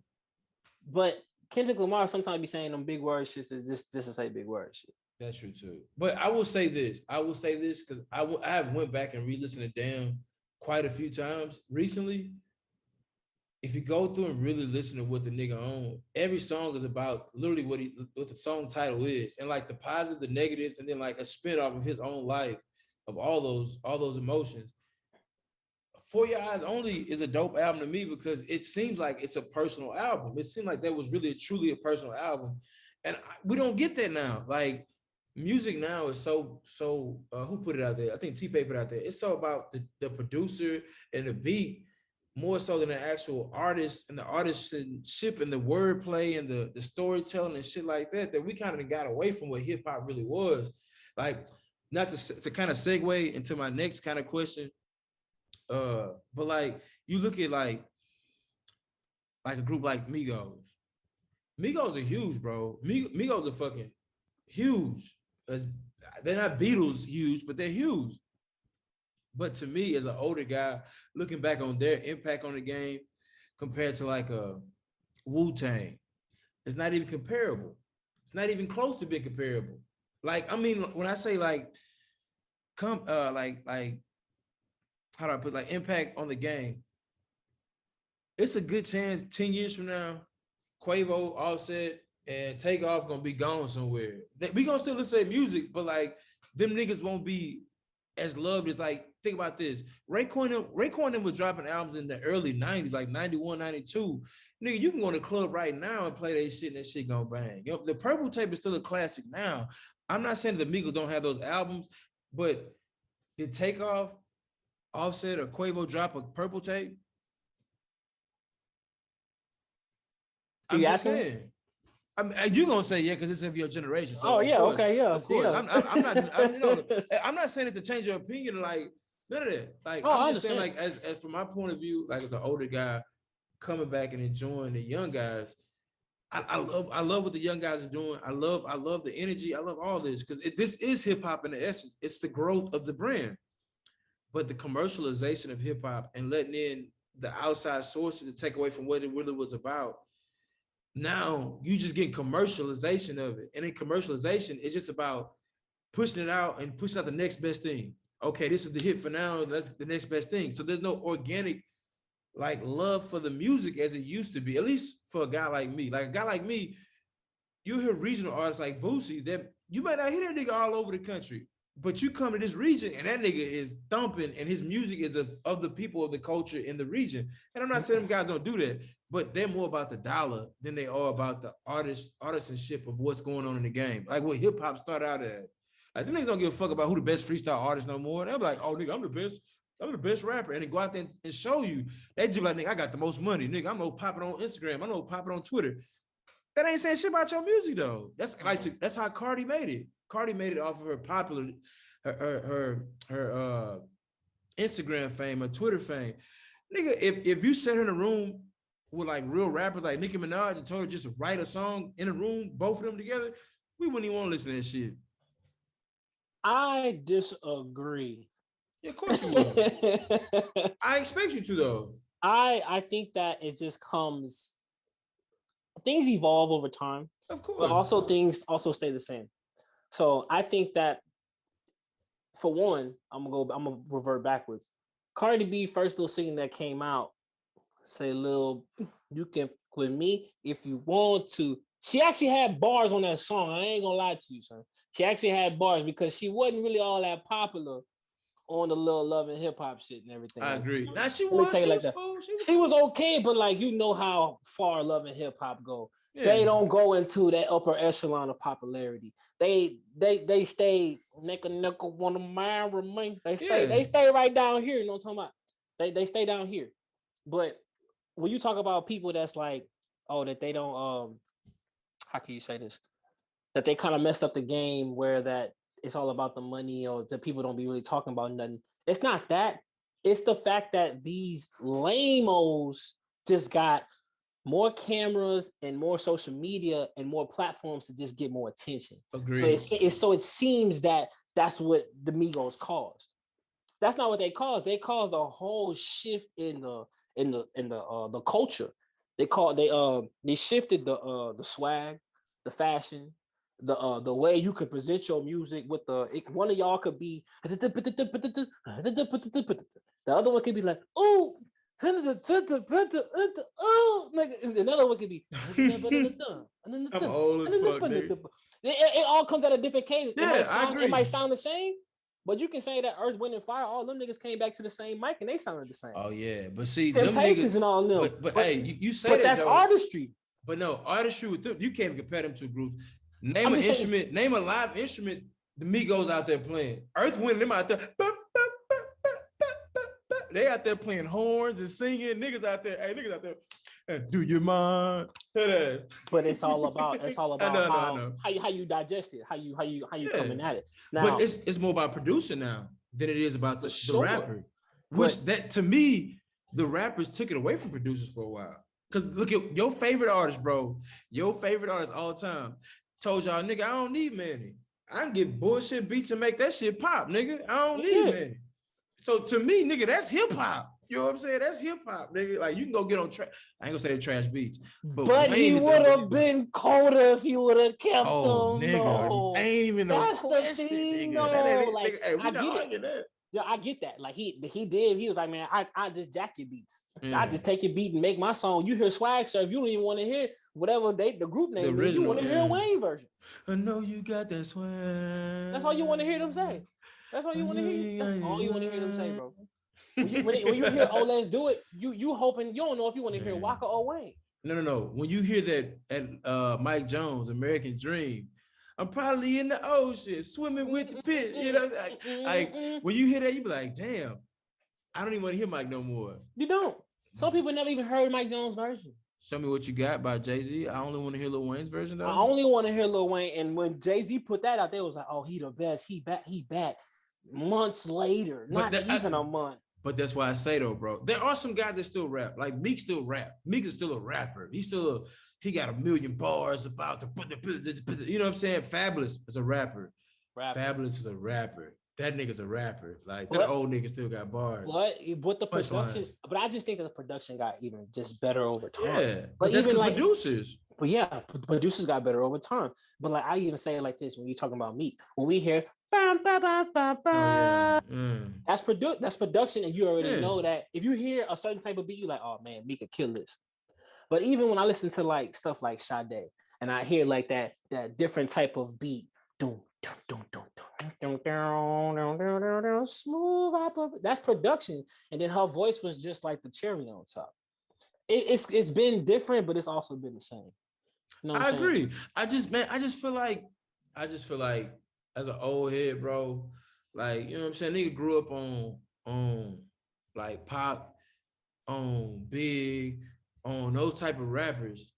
And it's cool to see where the game is going because I like Moneybagg Yo. I just found out I like Moneybagg Yo. The nigga can rap. That's a new album that I think it's called Gangsta Pain. Yeah. That is, I think. It's a pretty good album. And what he talk about on there, he be talking that shit though. I ain't know he can rap like that. It from Memphis? Talk like that. If that nigga talk like that, heavy tongue ass nigga.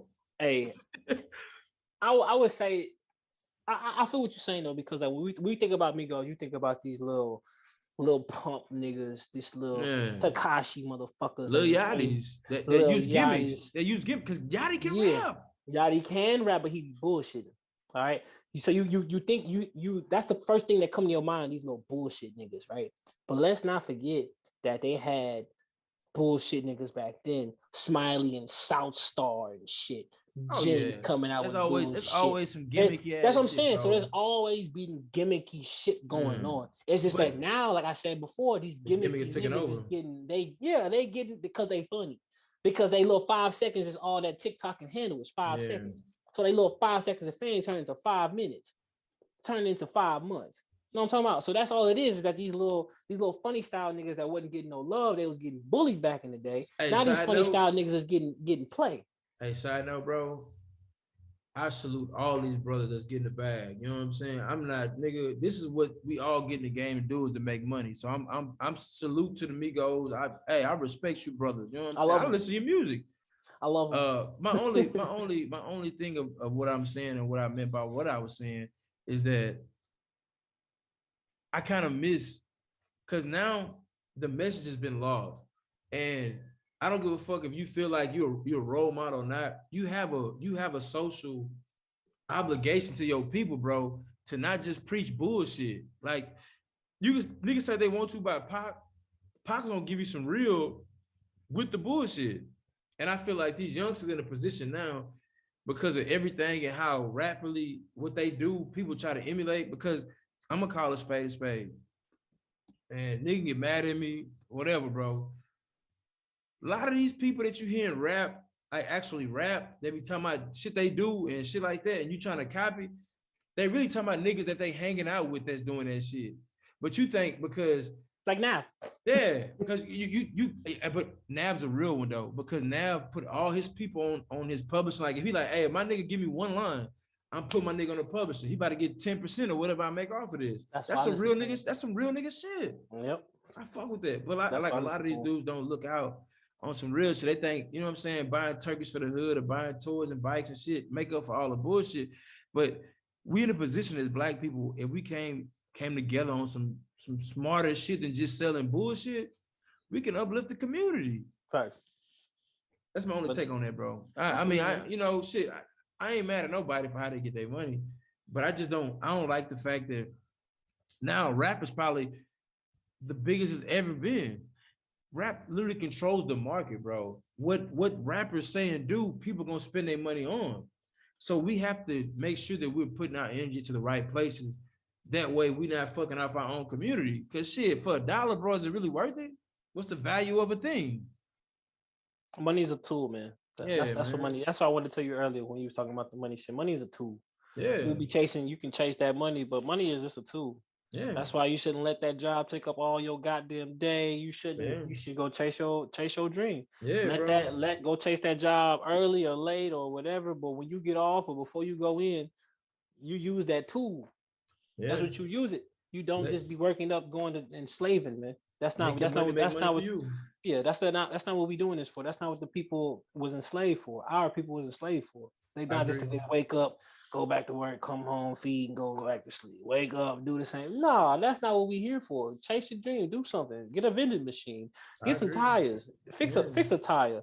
Hang some TVs on the wall. Nigga, do something. Invent a chair, nigga. Do something. I hate that as a culture, bro, man. We get so caught up in the wrong things for a little bit of fame, for a little bit of money.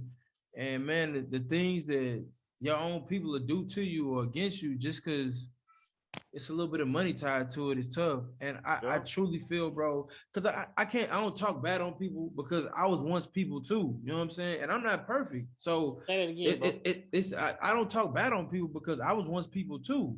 You know what I'm saying? I was once doing a lot of the same things that I go against, but I seen my wrong.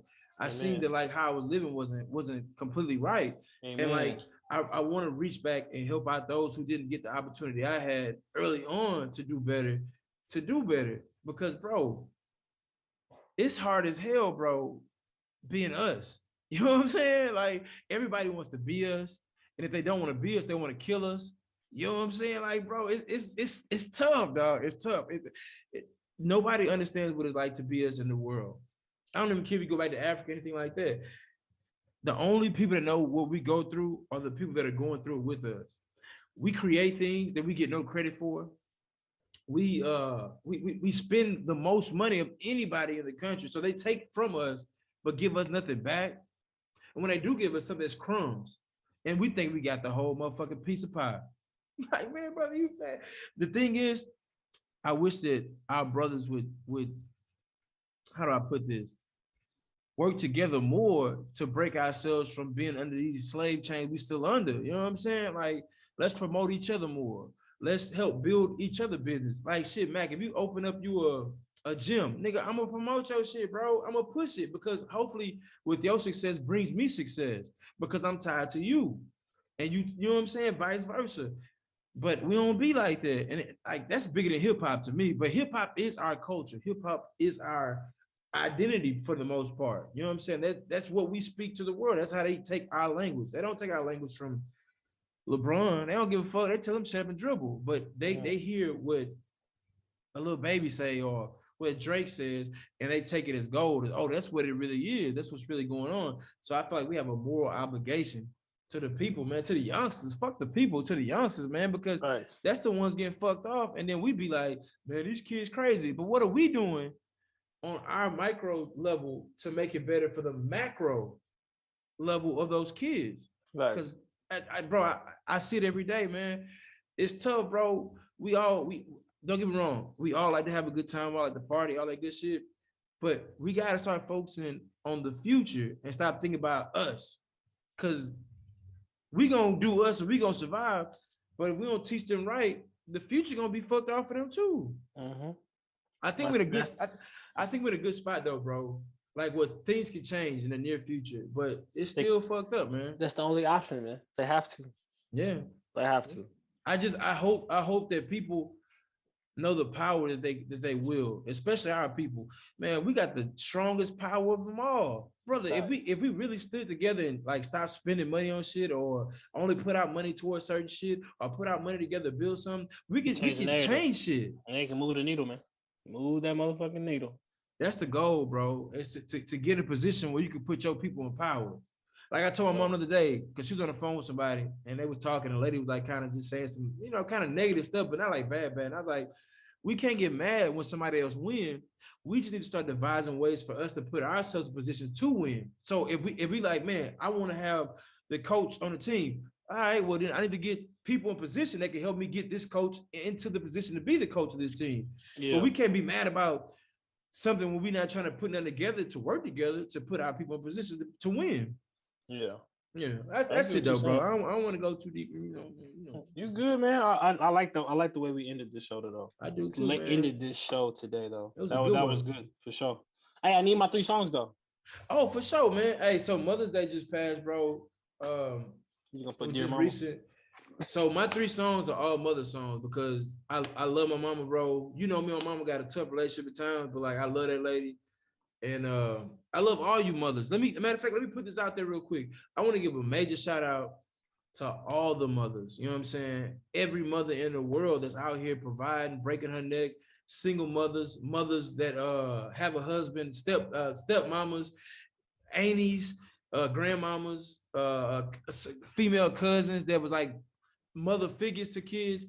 Man, thank you, because without your nurturing, without your love, without you doing what you do for us, we wouldn't be here. You know what I'm saying? I don't care if it's your mama or somebody else's mama.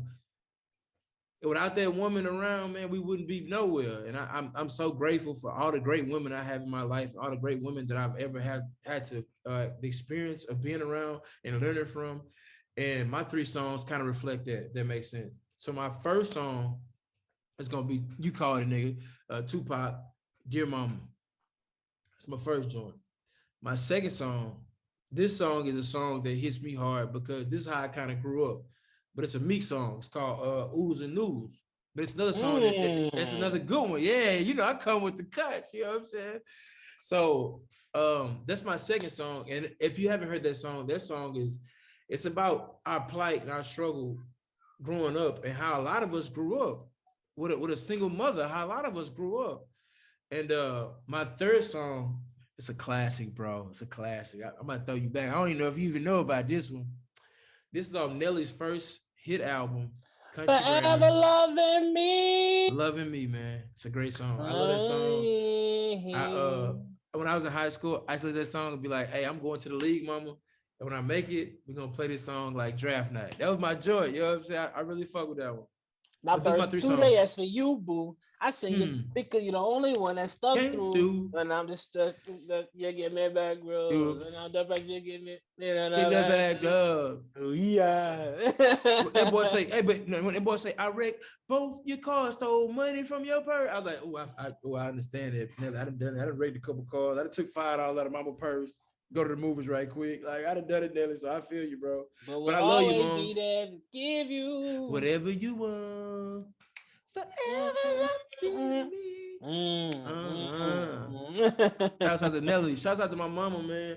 My grandma, my granny, all the women, man. I love y'all for real. That's from the heart.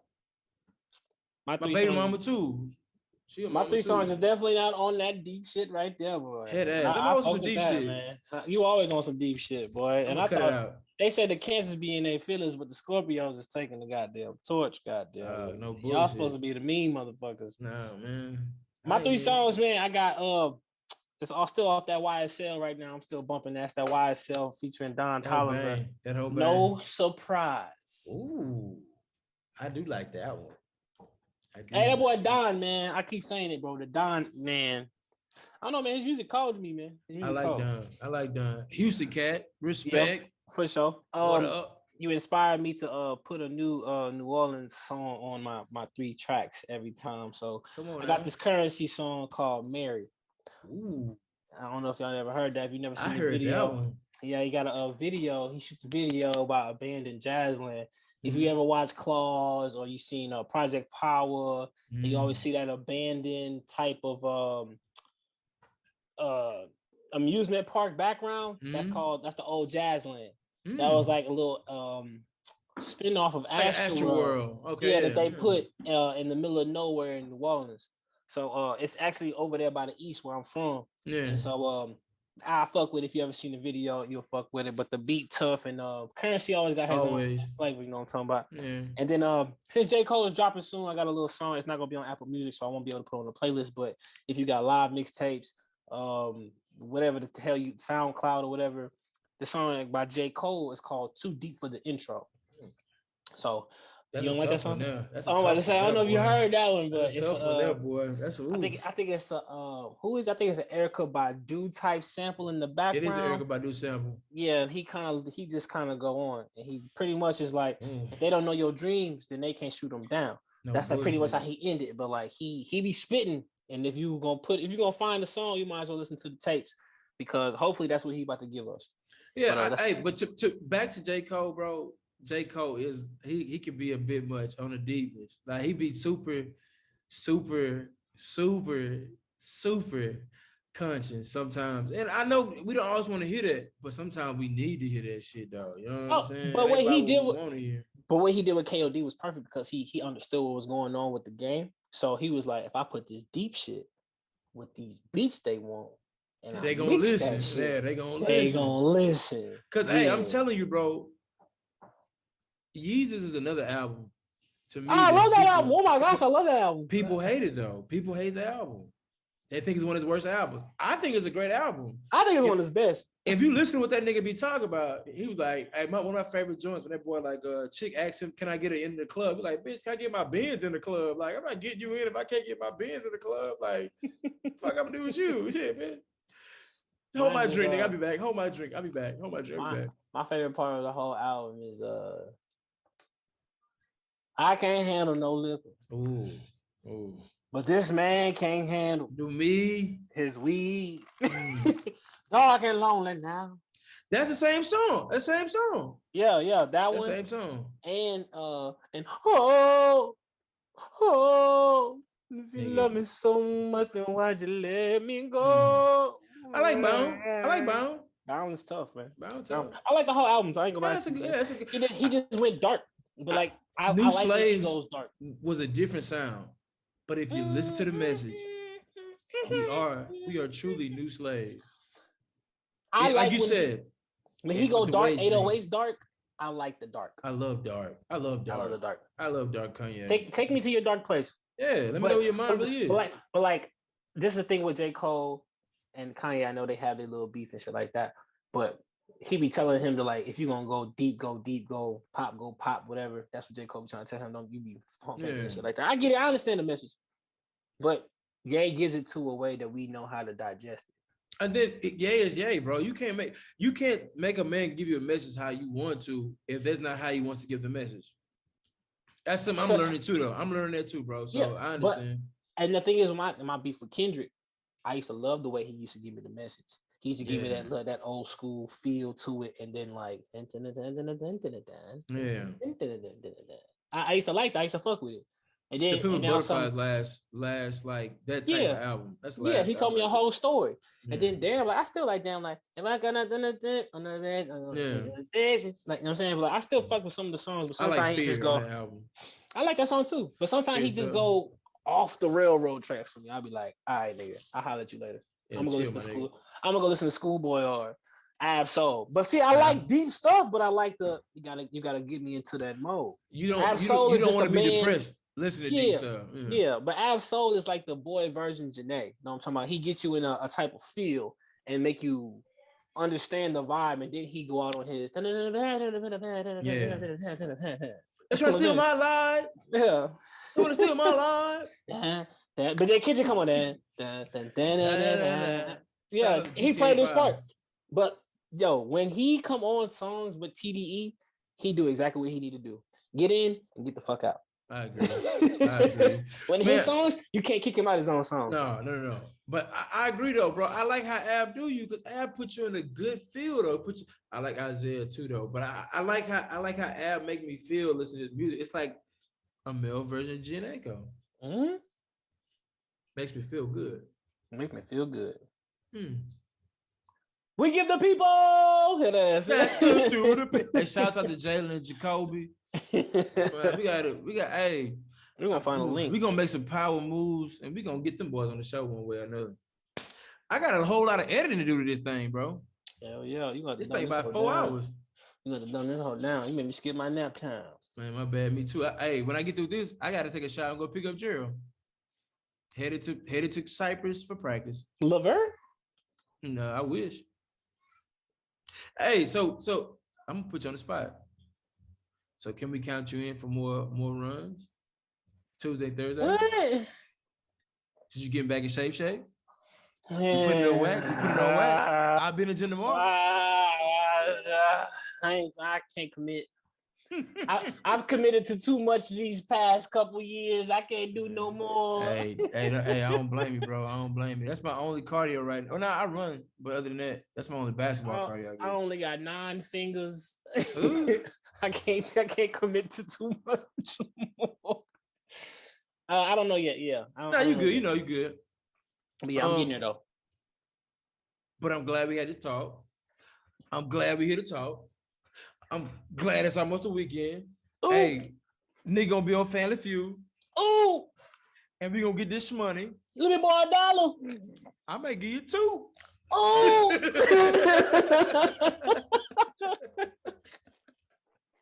Hey, but man, make sure y'all tuning in. Like it, subscribe it, man. Check us out on Twitter, Instagram. You can find us on YouTube, on just about anywhere you can find our podcast. You can watch the video form of this. I'm gonna edit this thing down, so it's gonna be shorter than what all really be going on. But check it out, man. And like that, like we always say, no justice. No. Peace, head ass, big head ass. Hey, y'all be cool, y'all be safe. You feel me?